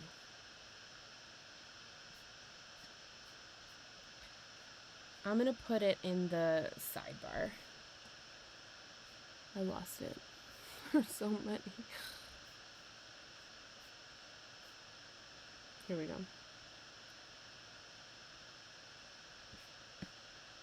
Let's add this to the sidebar.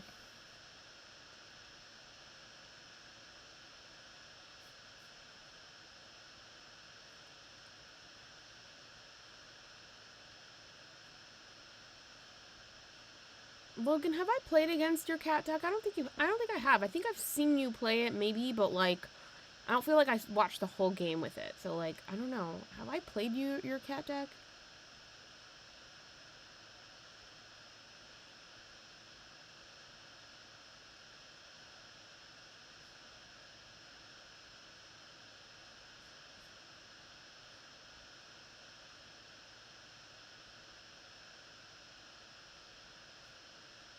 Which game was that in Indie? Oh, okay. Yeah. All right, I remember. No, that was the one that we played against. That you played like Luris, right? And then like that was the one that we played against Kess's deck, but it was piloted by someone else. And I played Queen. That was a long game. Yeah, I remember. That was a super long game. I was like, Lord, take me now. Bio, I'm writing these down.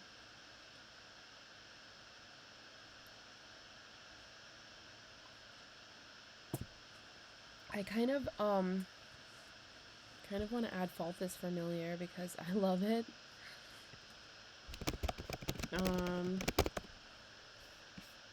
It gives your commander menace and death touch. I like that. It sucks. Let's just add it for funsies, okay? That room back there was so weirdly cold. Oh, and I wanted to add Kedis.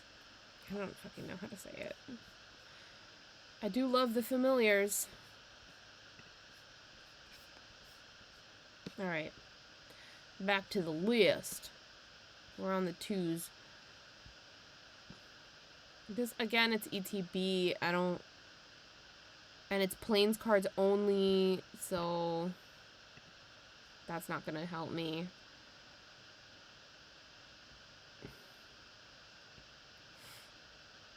Okay.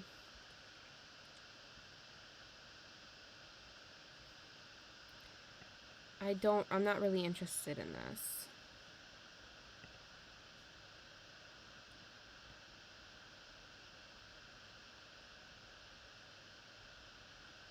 I don't know that I'm interested in this either.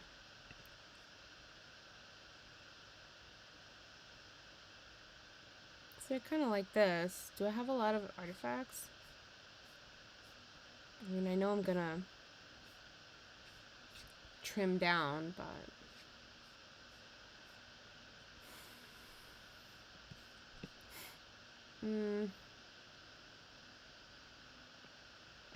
Nah.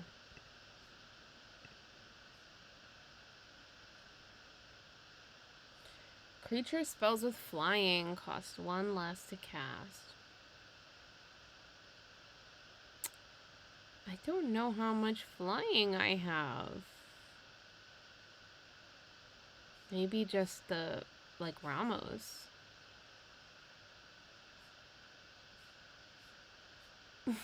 I did not bully you into it. You should just know to use it, ding dong. For anybody who doesn't know, I actually am working on updating all my screens so that I have, like, all my affiliate links, like, right on the screen. Logan, you're hella mean in chat. Like, every time you're in a chat, you're mean as hell. Like, you're so nice in text and, like, on Twitter, but then you come into chat with, like, a whole new attitude, acting all brand new. Like, what? The fuck? I'm not even wearing my hoops, but if I was wearing them, I would take them out right now. I'm ready to throw hands. Anyway. For anyone who doesn't know, I have a few affiliate links, where I get perks and bonuses, for you just using the link. So, TCG Player is one of them. And if you're going to shop at TCG Player, please use my affiliate link. All you have to do is just click the link right before you check out, and then you can check out as usual, and I will get perks attached to that. It's kind of like an I sent you here, shop here kind of thing, and I do get commission off of those purchases, which helps me basically fund my expenses to travel to conventions that I'm invited to, and to creating content and things like that. So every little bit helps, and even if you're just ordering a card that's pennies, if you use my link, or if you have friends that are, I do have the commands set in Stream Elements. I just want them to automatically go to the chat as opposed to me typing them in every time. And at the moment, I just have them, me typing them in every time, and I don't want to have to remember to do that. I want to, like, have it set up automatically, but I haven't done that yet because I'm going to switch computers and I have to do all this all over again on the other computer. So, because I'm going from Mac to Windows and nothing is compatible. So, yeah, I kind of know what I'm doing, but there's no easy way to do anything. It's very tedious at the moment. So yeah. I know on Stream Elements and on Nightbot I won't have to redo the commands, but I will have to redo all the setting up of everything else, which is why none of my affiliate codes are currently on my screen that you're looking at right now, because I'm switching over and I'm currently doing that on my other one, and I don't want to have to redo it all. It's available on, like, other scenes that I've created, but not this particular one. So yeah. Alright, where were we? Okay, we did that. We did that. I guess this is good just for Ramos alone.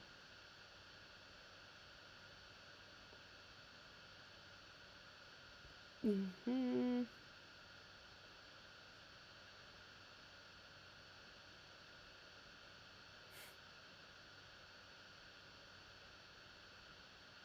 Do I need a mod? I don't think I've ever had anybody out of hand in chat.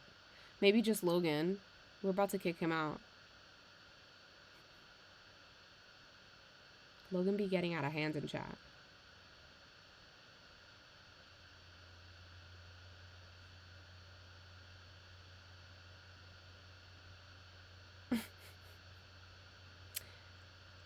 Well, I guess you weren't special enough to have been invited. I'm just kidding. It's fine. I don't, you know, honestly, I never even considered having a mod.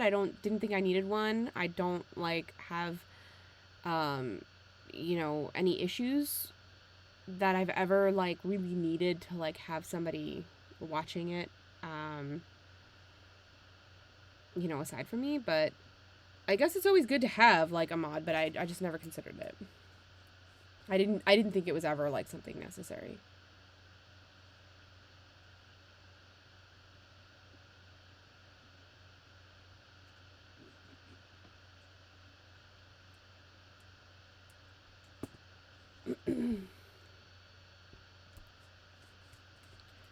Deathrite Shaman. Some of these cards are cards that, like, I always put in things and just, like, haven't thought of them for this.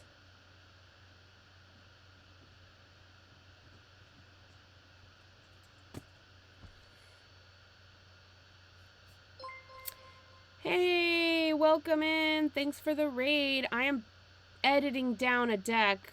It's gonna take a while, so welcome in. I'm so grateful for you to be here. Hey, Rose, welcome in. I'm so glad that you're all here. I am building a Ramos Oops All Backgrounds deck, and so my commander, I love a colorless, I love an artifact. I needed a 5-color, a WUBRG commander, so this is right up my alley. I chose Ramos, which is secretly a colorless WUBRG commander, and I have included all of the Baldur's Gate backgrounds in it, which is very important. So it does show that I have 46 enchantments at the moment. That's because 29 of them are backgrounds. It does count the faceless one as a creature, so that is the 30th. I've just added, and now I'm narrowing down. So I have to trim about 100 cards because I haven't even fully added lands yet. So I started at 77 creatures, and I am now at 67. I'm just going through them now and taking out whatever. Hey, Amara, I miss you. Are you going to Commander Sealed? Remind me again. I think you are. Because if you are, I'm really excited to see you there.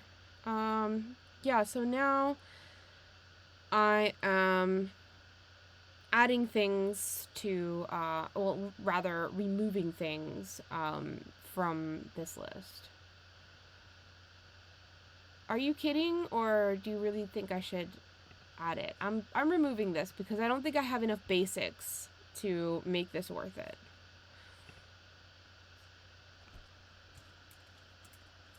I also didn't add a Solemn Simulacrum, which I feel like maybe I should, but... And I didn't add any, like, swords or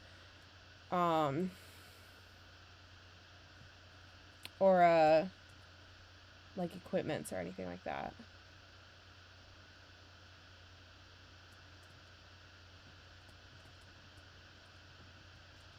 I might want to add that, what's that Battle Axe one that copies itself? I feel like that's really useful, because if I have a bunch of creatures, then, like, adding a copy of an equipment to a bunch of things, like, probably seems cool. This is a lot for, like, it's, like, 3 green pips is a lot, but I'm gonna keep it there for now.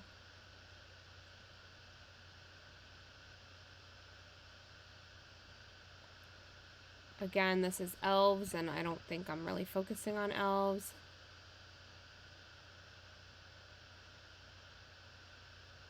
This doesn't really do it for me. Fuck! I was the wrong... No, that was fine. That's... Okay, never mind. Got scared. Okay. I know we cared about proliferating, so we're gonna leave that for now. Look how disgustingly green this is. This is offensive. I can't wait to make cuts so I can feel better about this.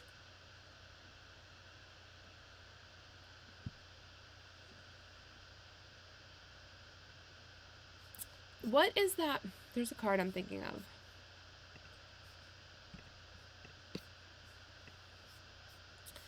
It's in my lap feel.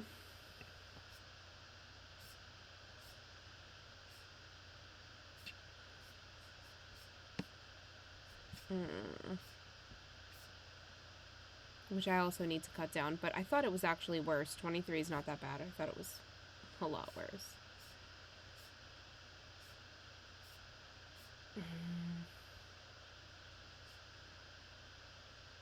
Oh yeah, Camille.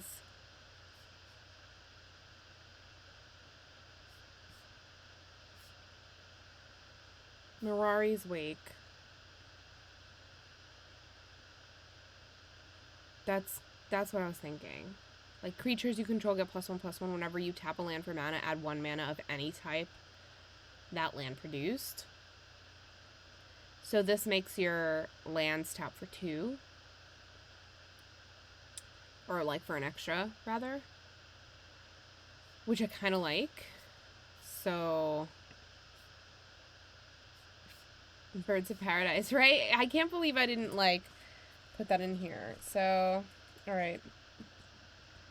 We're gonna add a bot, maybe. A Mirari's Wake. I feel like Mirari's Wake is really good. Yeah, Bio. Bloodforged Battle Axe, that's the one. I just put Battle Axe on my paper, because I was like, that's it. I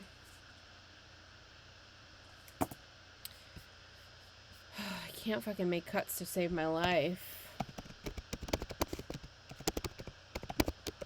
But let's go. I really do like Mirari's Wake, though.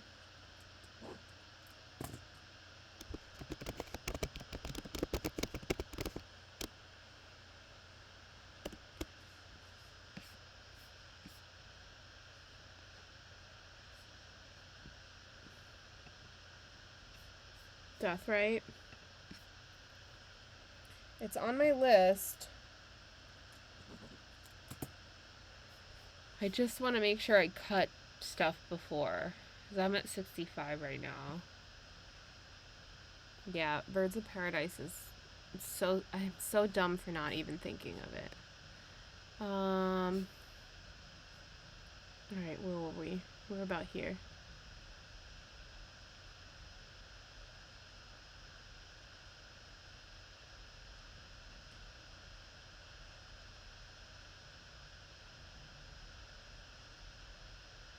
This only creates 1 token, so I don't really super care about that.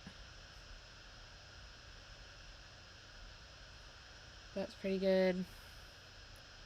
I just love Noble Benefactor. I'm gonna leave it, for now.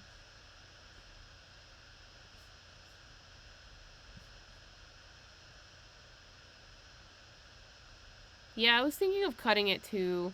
So alright, I'm gonna leave it for now. I'm gonna go through this whole list and cut the ones that I definitely want to cut. And then we'll see where we are at the end of it. And then, oh, I do have a solemn here. Once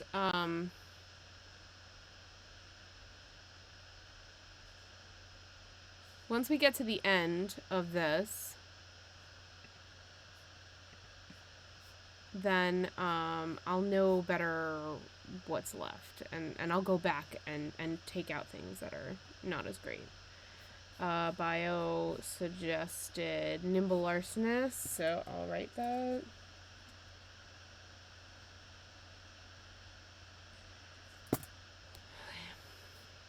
Where are we?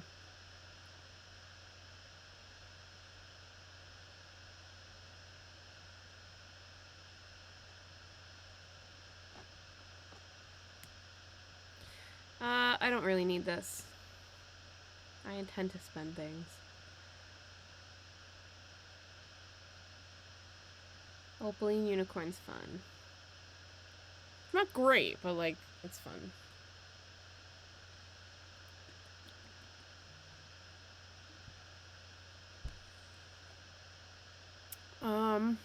I don't really like ETB stuff right now. I don't really care about that. Whoa, this is way too much shit on it. I hate this because it's got too much stuff. So I already just, like, don't want to see it anymore.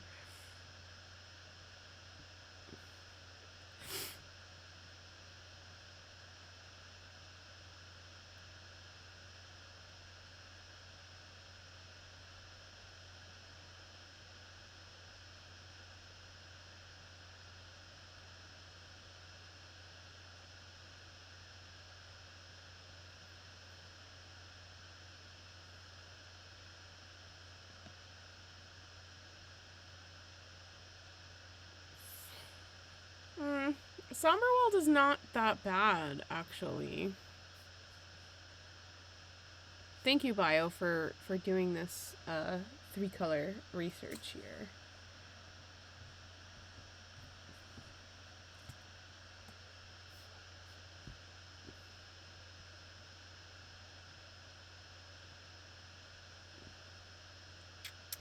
I'm not working with a lot of basics, so I'm taking that away.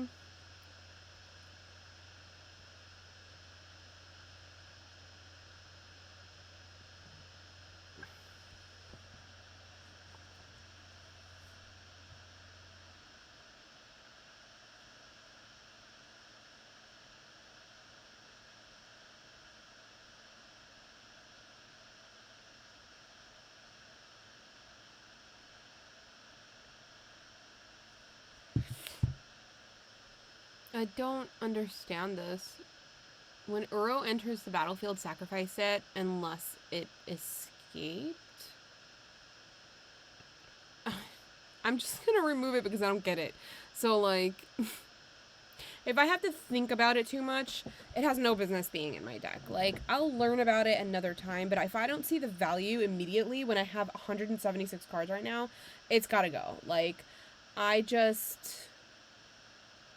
You know what I mean? Like, I've got to make 80 cuts still. So, I just, if I don't know immediately what it does, it's not gonna do well in my deck, because I'm sure it is a lovely card, but I just, I need to make cuts somewhere, and if I gotta sit there and think about it too much, like, it's not so great in this deck that it's gonna give me, like, the value I'm looking for, so I'm okay with cutting it.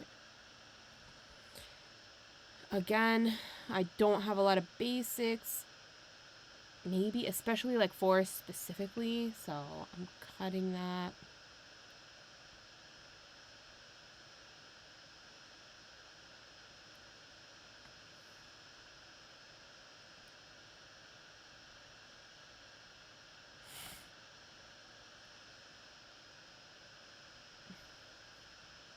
The what?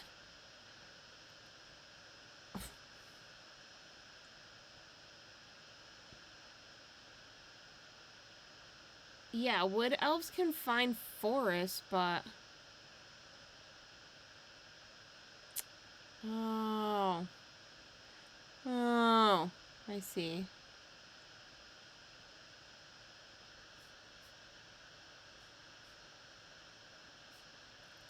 So you think I should keep wood elves?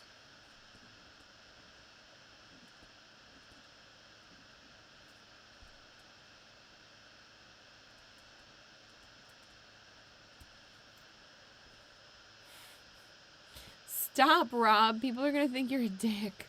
Rob doesn't fight dogs. Please don't believe him. He's a filthy liar. He's a really good human. I swear.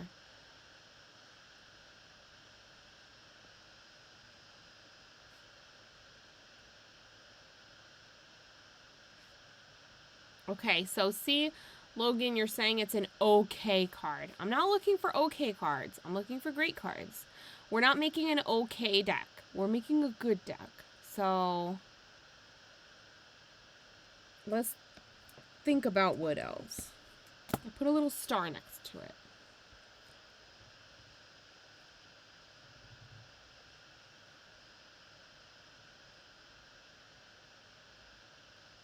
See, this is more valuable. Each creature you control gains add a forest to your mana pool. Like,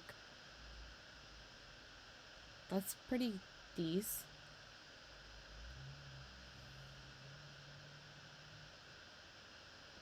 I'm not just doing swamps, so I mean this would be good if I was running like WUBRG, but I'm not. I'm not gonna depend on like this particular synergy, so not for 4 mana. I'm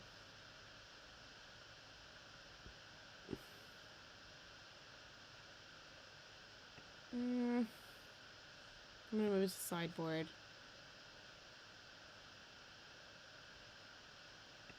Again, too specific.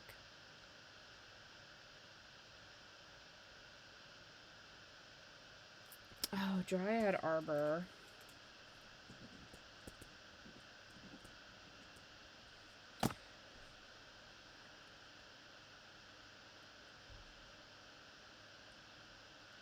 Let me think.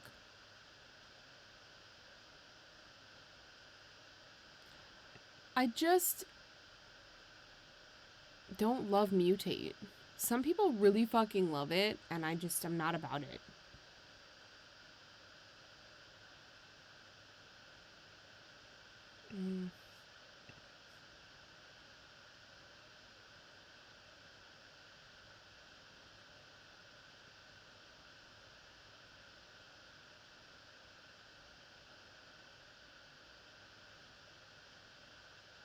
That's good.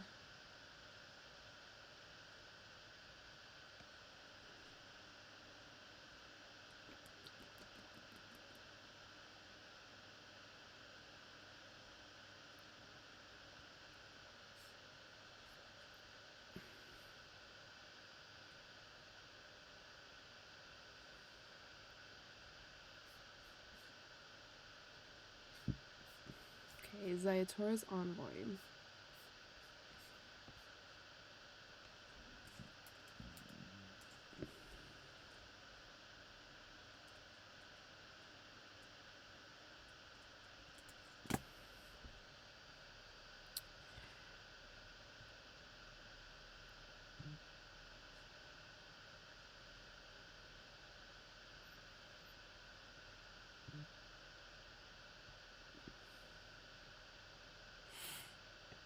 Okay, that can go.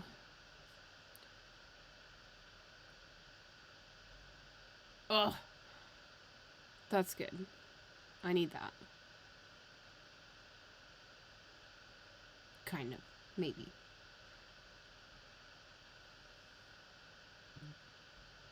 Maybe. It's a lot. It's expensive. I'm gonna put it to the sideboard.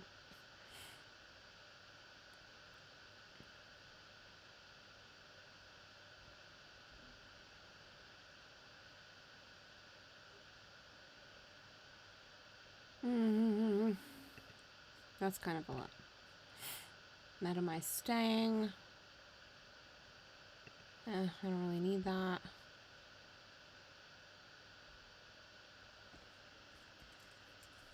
We're doing okay.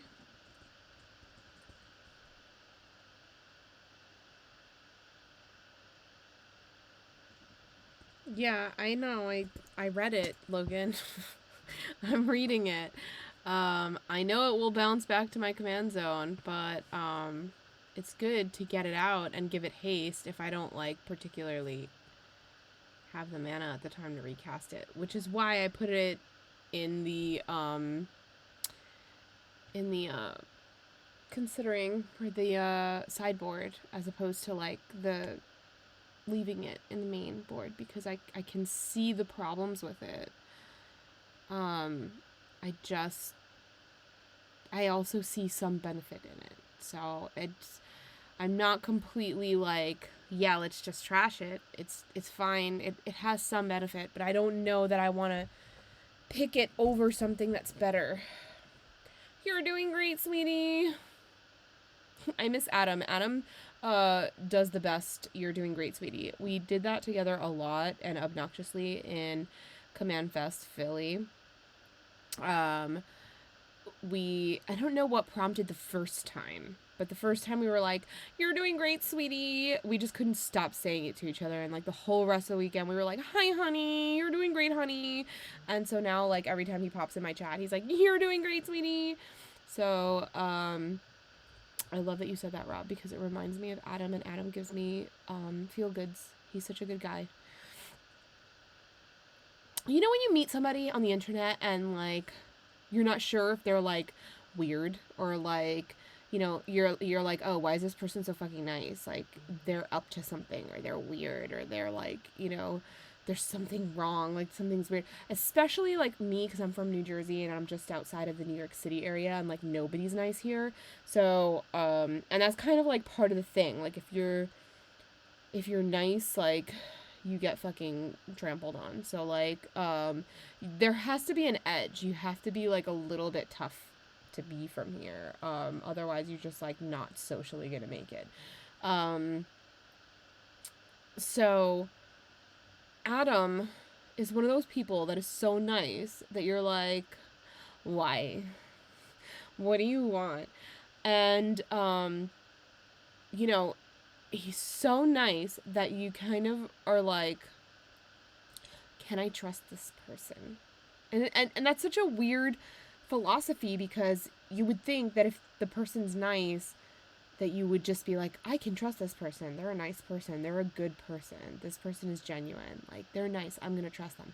But the second that I meet somebody who's like genuinely nice, I'm like, why? What's wrong with you? Who are you? What do you want? You know, like I'm so super skeptical of them, as opposed to just like trusting them. And then people who are assholes, it's like, I don't know, maybe I have like, maybe because like, for anybody who doesn't know, I'm a master's level mental health clinician. So maybe I have this like fix you mentality, and like I'm just like, baby, who hurt you? What's wrong? You know, so like people who are like legitimately sketchy, I mean, like not in like a sketchy weird like I'm gonna fucking take you to an alley and kill you way, like I know better, I'm not like that naive or anything, but like, you know, if somebody gives me like bad vibes, hey Mog, welcome in. Yeah, if somebody gives me like bad vibes, then I'm gonna be like, no, screw you, you're done, you're blocked, like bye, I'm not talking to you. But if somebody who's like, you know, kind of like maybe a little moody or something, like I might be like, what's wrong? Are you okay? But then somebody who's like genuinely overly nice, I'm like, what's wrong with you? That's weird. Well, Adam gave me like the weird nice vibes. I was like, why are you so nice? This is broken. Like, that's not right. This is not the way of the world.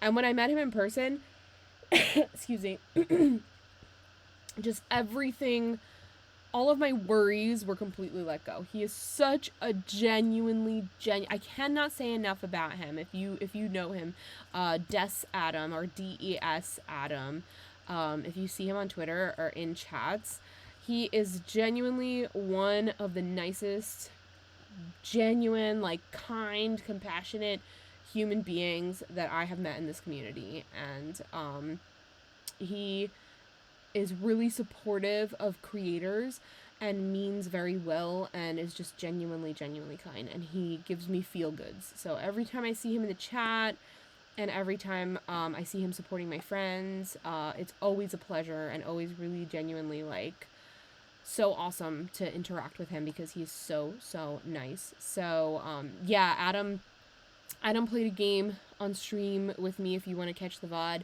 Adam played a game with me and Rob, who is RT in the chat. We were teaching my D&D DM how to play Magic. Well, I already taught her some basics, so she was getting a game in for practice. And so Rob and Adam helped me out by kind of last minute jumping in and playing this game. And Adam was like incredibly kind and patient and helpful and just so nice. And like, I know I'm carrying on and I'm not focusing on what I have to do. But I can't say enough. When I get the opportunity to celebrate some of my friends, I really want to give them credit for what they're good for. And Adam is such an asset to this community. And I know some people can be put off because when somebody's overly kind, it's weird. But Adam really is who he presents himself to be, and it's no bullshit. It's no, like, game or joke. He doesn't want anything out of it. He's just so kind. So if you get the chance to interact with Adam and you never have, tell him I sent you, because he's awesome. He was in the chat earlier, but I think he's gone now. But he's so awesome. So if you get the chance to talk to him. I'm glad Rob backed me up, because Adam's a gem. And Grubble too. Grubble was in the chat too. And he's actually very witty and funny. And he's a little more like, you know, more the onion. You have to peel the layers, right? He's a little bit like shyer and quieter. But when you get to know Grubble, he's very, very funny as well. All right. Again, I don't think I really need this. This is a bit pricey.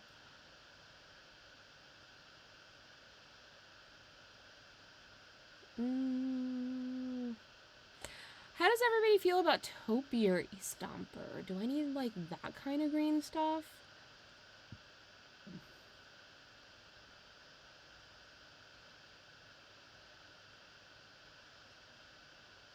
That's a lot.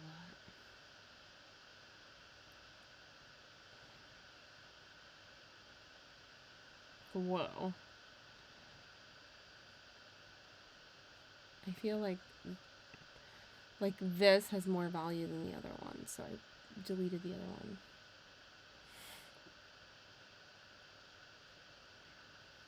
one. I clicked on this like I could read it. I don't fucking know what this says.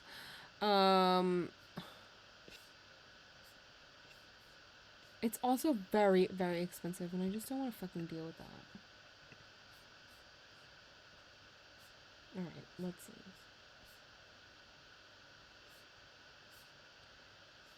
Logan, are you saying nah to Minsk?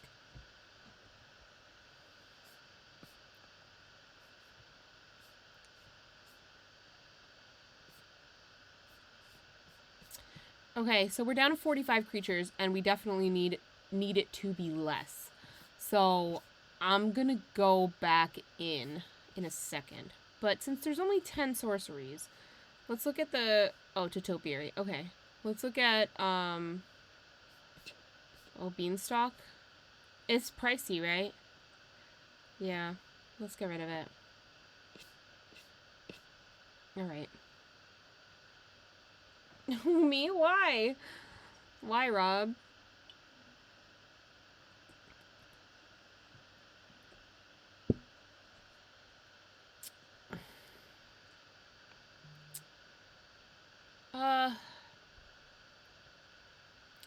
This is a good single use, like, you may play an additional land this turn and draw a card. I like to draw, but... But do I want it to be, like, an extra sorcery? Do I need it to be, like, a thing?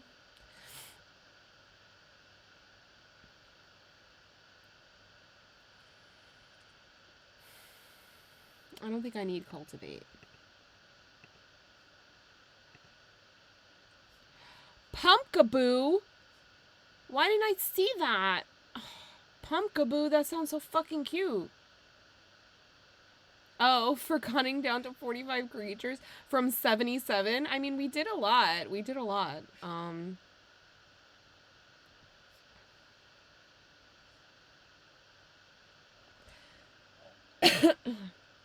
My budget for this deck is non-existent at the moment. I will deal with it when I get there.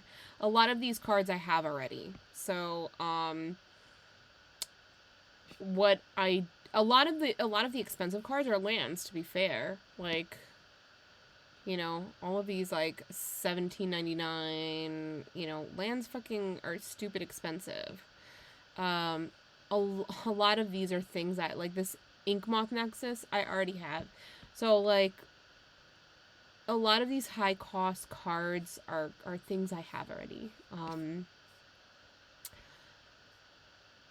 I have all the backgrounds. So I have like, pretty sure I have all of these artifacts except for like, oh, I have fists.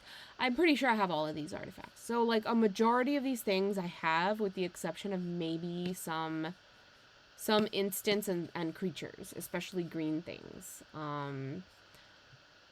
So I don't have a current budget because I know that the total of what the deck is not the total I'm going to pay for it, because I just need to fill holes at this point.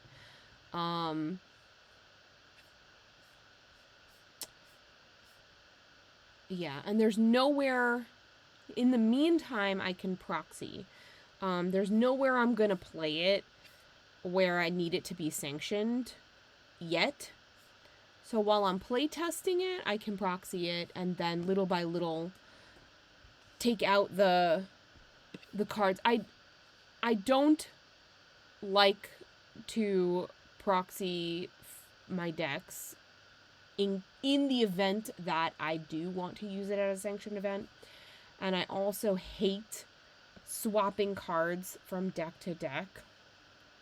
So I do have multiple copies of cards that are pricier. Like, I do have multiple Enlightened Tutors. I do have multiple Avacins, because I don't like to move them from deck to deck, and I don't want to have a proxy deck in the event that I enter something legit with it. However, if a card is hundreds of dollars, then I'll proxy it until I'm ready to buy it. I'll buy it eventually, but yeah, I have no problem against people proxying or using proxies. I have proxied whole decks just because I wanted to playtest them. Like, I wanted to try my hand at Infect. That was before my time playing Magic. So I built a Skithrix deck, and I wanted to playtest it, so I utilized NPC fill to proxy the entire deck, and it cost me like $30. And I proxied the whole deck. They shipped it to me. It took a couple weeks, and then I got it, and I was able to playtest it. And I don't really play that deck enough, because a lot of people don't like playing against Infect, which I knew. So I'm glad that I didn't spend the money to build it for real, because I don't really get a lot of play out of it. I spent a lot of money completing a Toxtrol deck, which is not that successful of a deck always, and it hardly ever sees the light of day. So I might proxy the Toxtrol deck and then take those cards and put them in another deck that's more useful. But yeah, I don't often proxy. Not opposed to it, but I just worry that I might need a non-proxied deck, and I'm stuck with a deck with proxies in it. So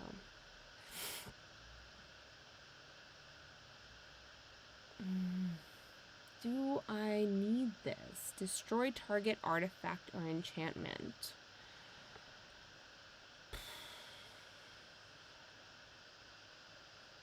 I don't know.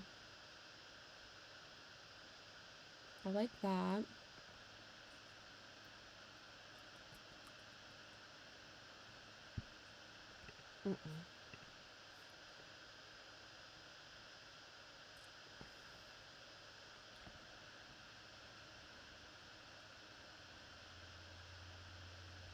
Atomic Crashes? Thank you.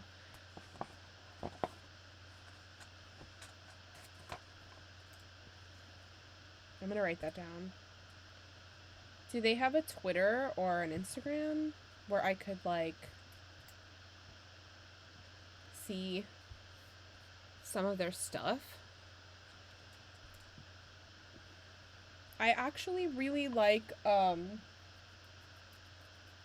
altar art. And if somebody's, like, not mad at me including, like, altar art cards in my deck, I would love to have, like, a deck full of, like, small shop altar art. As opposed to, you know, buying everything on NPC fill. But also you can you can upload, I mean, it's very time consuming, but you can upload one card at a time. So, like, if I wanted to pay an artist to do the art for my entire deck, I could just, like, upload whatever art I want for that card and then print it through NPC Fill so they won't have to, like, print all the cards for me. And so all the cards will be the same in terms of, like, feel and texture and cardstock, because they'll all come from NPC Fill, but they might be, like, different artists' arts. Though I'm sure that I'd have to establish a relationship with the artist, because not a lot of people will do that for you, right? Like, I could say, like, hey, I'll pay you the $5 that you would charge me for a card, but instead of mailing me the card, just send me the art in the email or whatever, so I could do NPC Fill. I'm sure it would take a special kind of relationship, but yeah, that would be a cool idea, just a lot of work.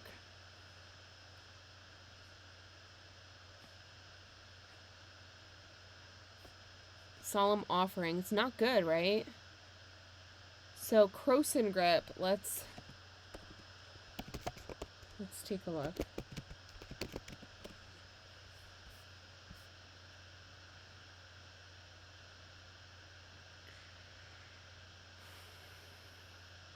And that's the okay. I'm gonna add it just so I can compare.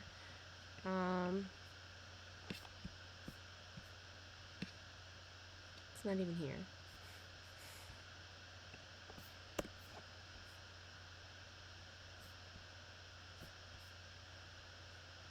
Did I not add it? Am I going crazy? Oh, it's an instant. Never mind. It's getting late, folks. I'm losing my mind.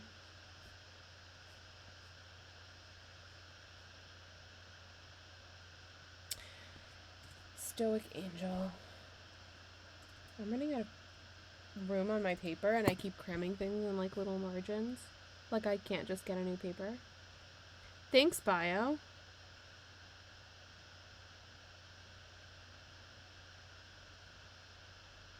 Yeah, my proxy artists that I've used, like, Grubble has made me proxies, or rather tokens, kind of like not the threat tokens and things like that. Grubble sent me them for free. Listener Alters, Listener Elf, is it? Made me the Lisa Frank Lathiel, sent it to me for free. And Ricky Thomas sent me his stuff for free as well, just because we have an established relationship. So, like, all the altars that I currently have, aside from, like, the like Secret Layer altars and stuff like that, but, like, all the altars that I currently have are free. And, like, Lua Stardust gifted me her Arcane Signet altar sleeve, which was a Patreon exclusive. So it's just, you know, like, and it was designed by Ricky Thomas. So, like, none of that stuff is available for sale at all. But just establishing a good relationship with the artist will afford you that opportunity. So I was really fortunate enough to get a couple of really cool things.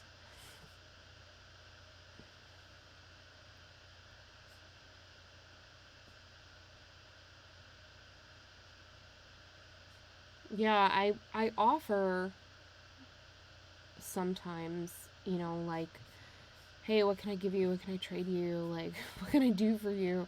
Because I just feel so bad, like, not exchanging something, you know?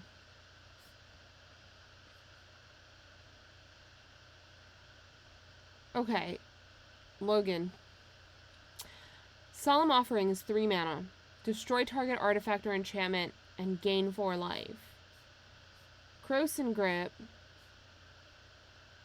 is the same, 3 mana. Destroy target artifact or enchantment and doesn't gain any life at all. It's just an instant as opposed to a sorcery. So. Logan, you need to let me finish. I know. Logan. Oh my goodness. Okay.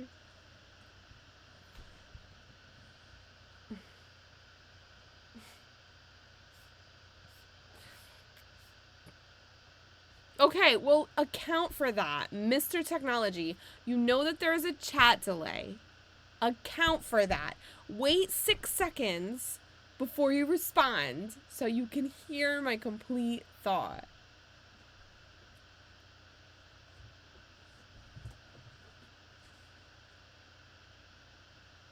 Oh my god, do you know why? Do you know why you can't know what I'm going to say? Because you are so, like, ready to explain everything to me like I don't know anything. I know some things.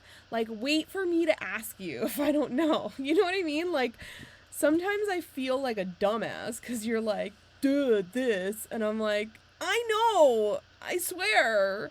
I feel like I'm having to, like, convince people that I know shit, you know? Like... I'm like, I fucking know. Goddamn, I read. I know how to read. I'm an English teacher. Shit. Oh,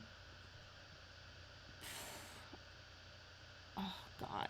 The only thing about Reshape the Earth is that it says 10 land cards. It's not basic lands. Logan, don't get mad at me, okay? I'm not saying to shut up. I'm just saying, like, listen to me.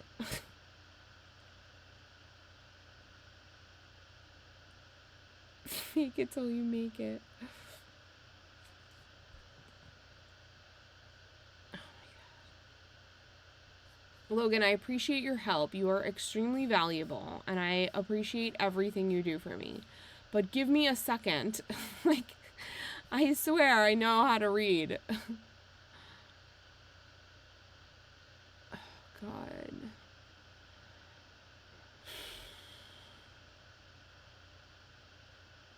Everything feels good. I don't want to get rid of anything. Why do you think Reshape sucks for this? Explain. Because it's 10 land cards. It's any land. Yes, they come in tapped, but like most of these lands come in tapped anyway, like the triomes.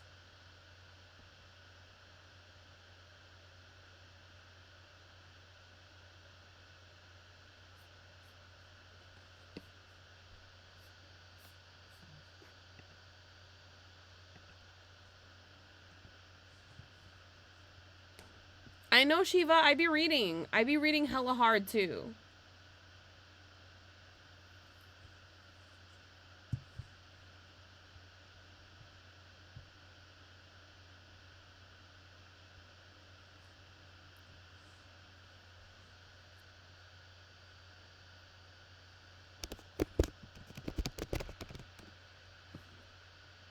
I don't own this ball either. God damn it. Anyway, there's a Pokemon in the chat, so if you own the ball... Thank you, Mug.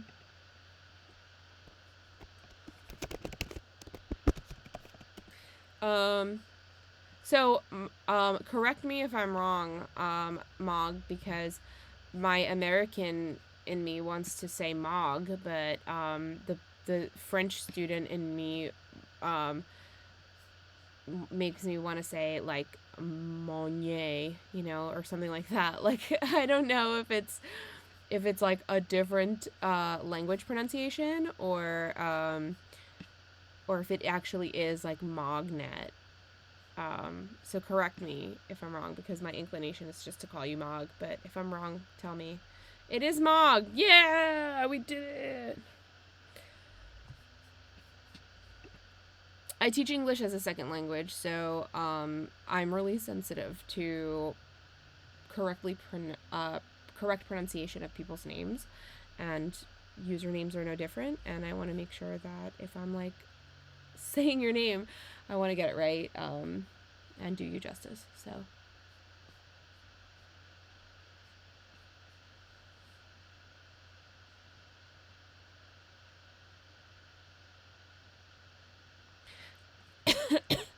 It is expensive, bio. Excuse me. It is expensive, you're right. It just is so tempting because it feels good, but like, okay. I'm going to move it to considering only because I don't want to forget that it exists.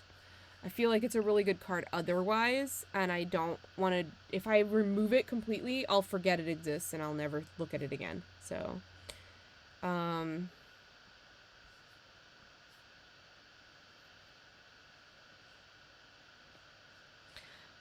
yeah, I bet you do get a lot of pronunciations on it, but a lot of people, like, just, like, they're like, your name is, Magnet, and then, like, you know, they say it wrong, butcher it, and then, like, never care to ask, and I'm like, just fucking ask, and then, like, then you'll know, you'll say it right.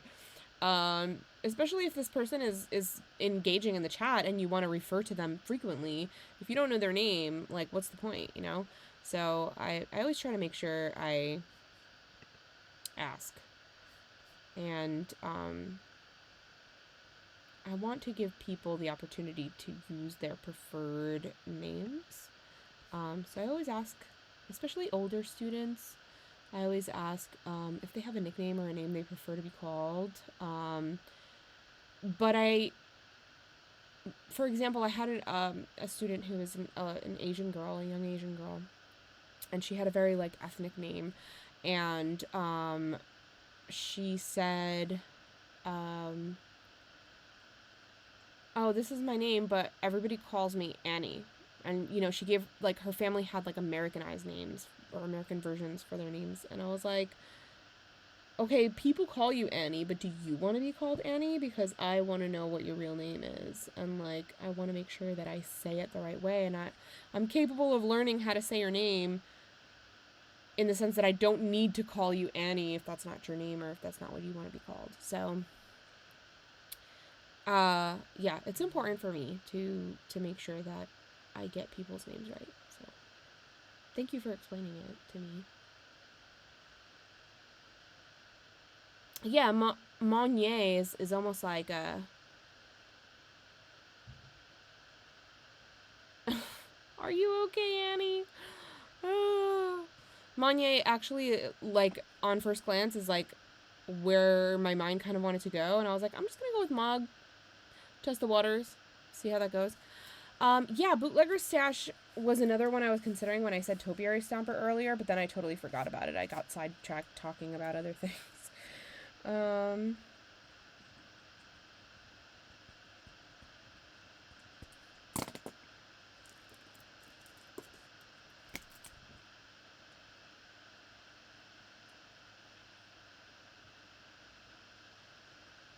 I also feel like Gallagreeters is shockingly good and often overlooked.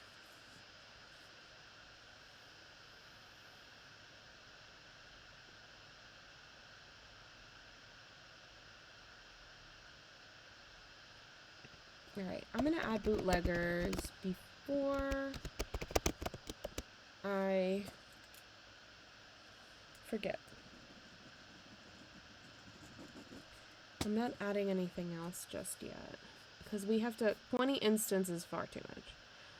We've got to cut like 10.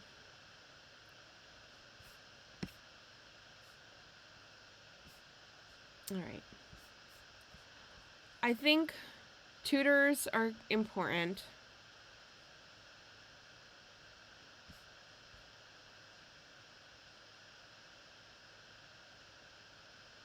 I can probably cut Manatide.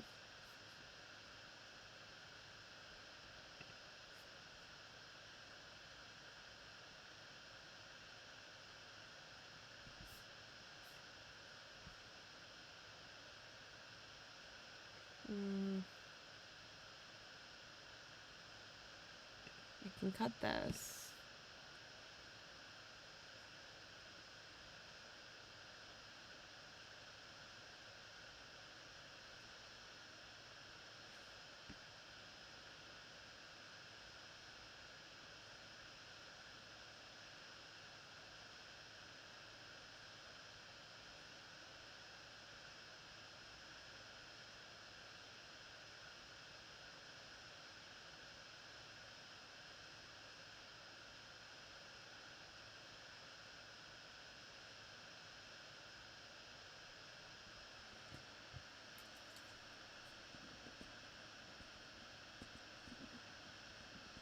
Okay.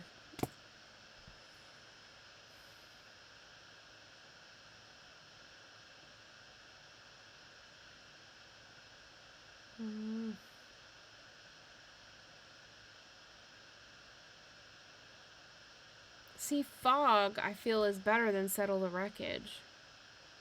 Isn't it?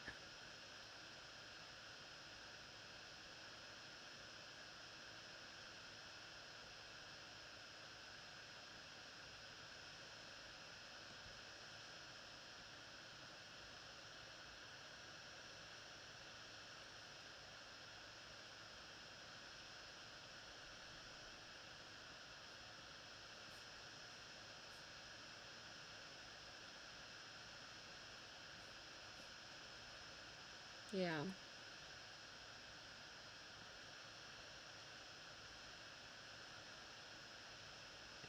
Well, Settle the Wreckage is the opponent. The opponent, like if I exile attacking creatures, the opponent is the one who searches the library for basic lands.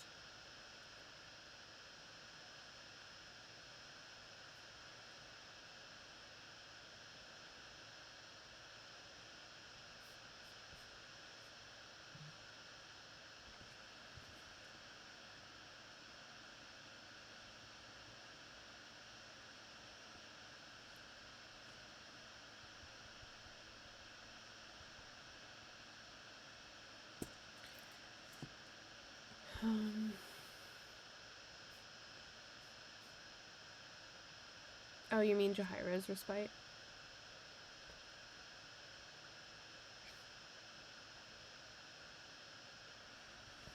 Okay. I think I'm gonna... Oh, I'm struggling.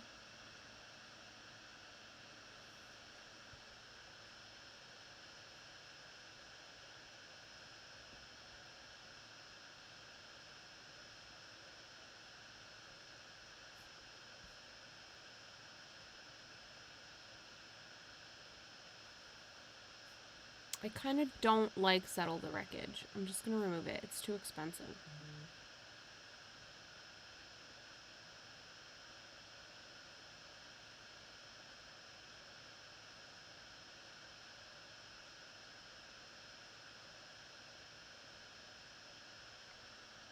I don't like giving... Yeah, I don't like giving opponents that much shit either. Like, Dawn Charm is a counter target spell that targets you.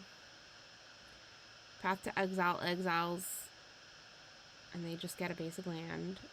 Rebuff the Wicked counters target spell that targets a permanent you control.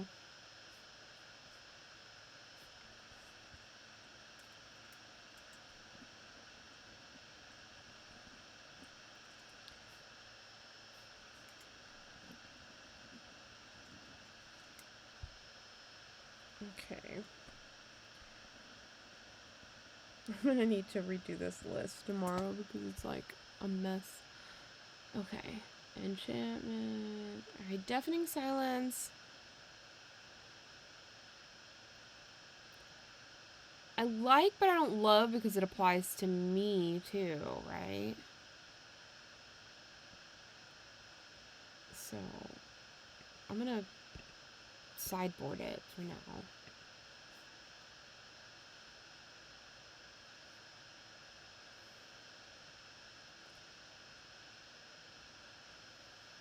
I'm gonna get rid of land tax.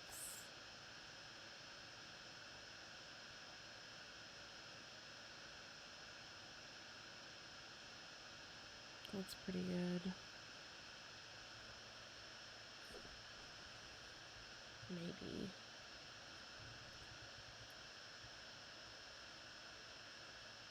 Yeah.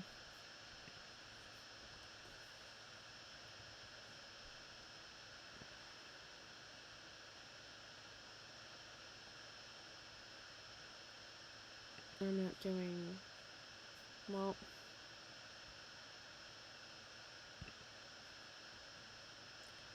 See, I'm not doing dragons, but... So it makes no sense to have it, but... I want to include all the backgrounds.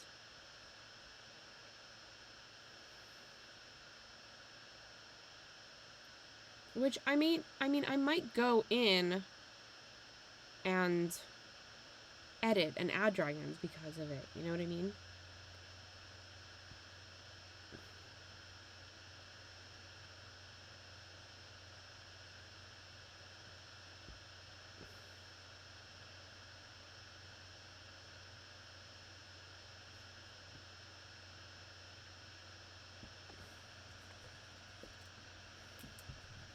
respite.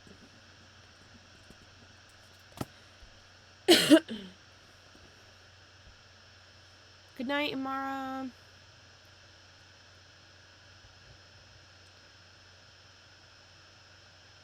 Add 1 mana of any color to your mana pool. That's pretty good.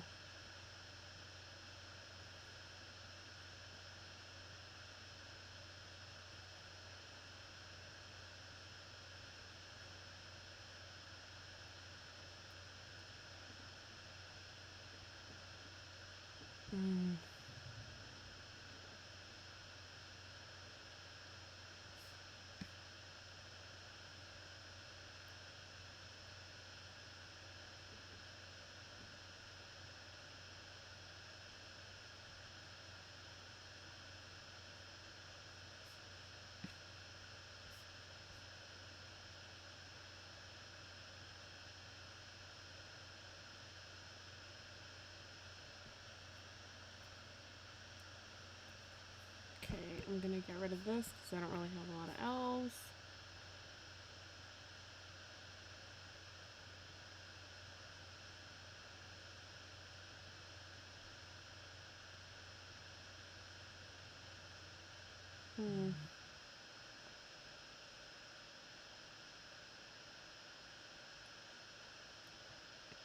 I think I'm gonna remove this. I get it, I see the value, but there are more important things I need to keep than that. Don't really need this.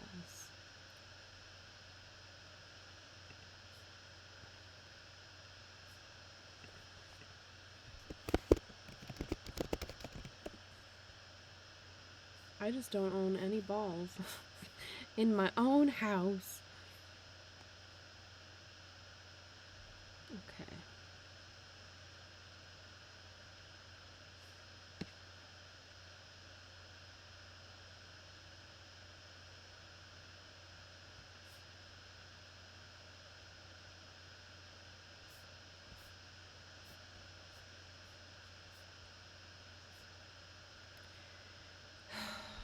Okay.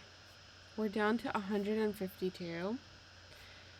It is 1 a.m. by me, so I think I'm going to call it a night and come back tomorrow and revisit. So I'm going to sleep on this. Please take a look at this list if you so desire. It is in my Mox Field. It's live now. I am going to see if there's anyone to raid. Katie's on, so I'm gonna raid Katie Karlov, who is also another one of the Birds of Paradise members. So I'm gonna raid Katie, and I'm gonna sleep on this. I need to cut like 60 cards, which is so much. But yeah, I'm gonna sleep on it and come back to this tomorrow for sure. So thank you everyone for hanging out with me and for being patient with me and for helping me out with this deck. To be continued. We will finish tomorrow. Thanks so much for hanging out. I know it's late. I appreciate you all. Have a good night.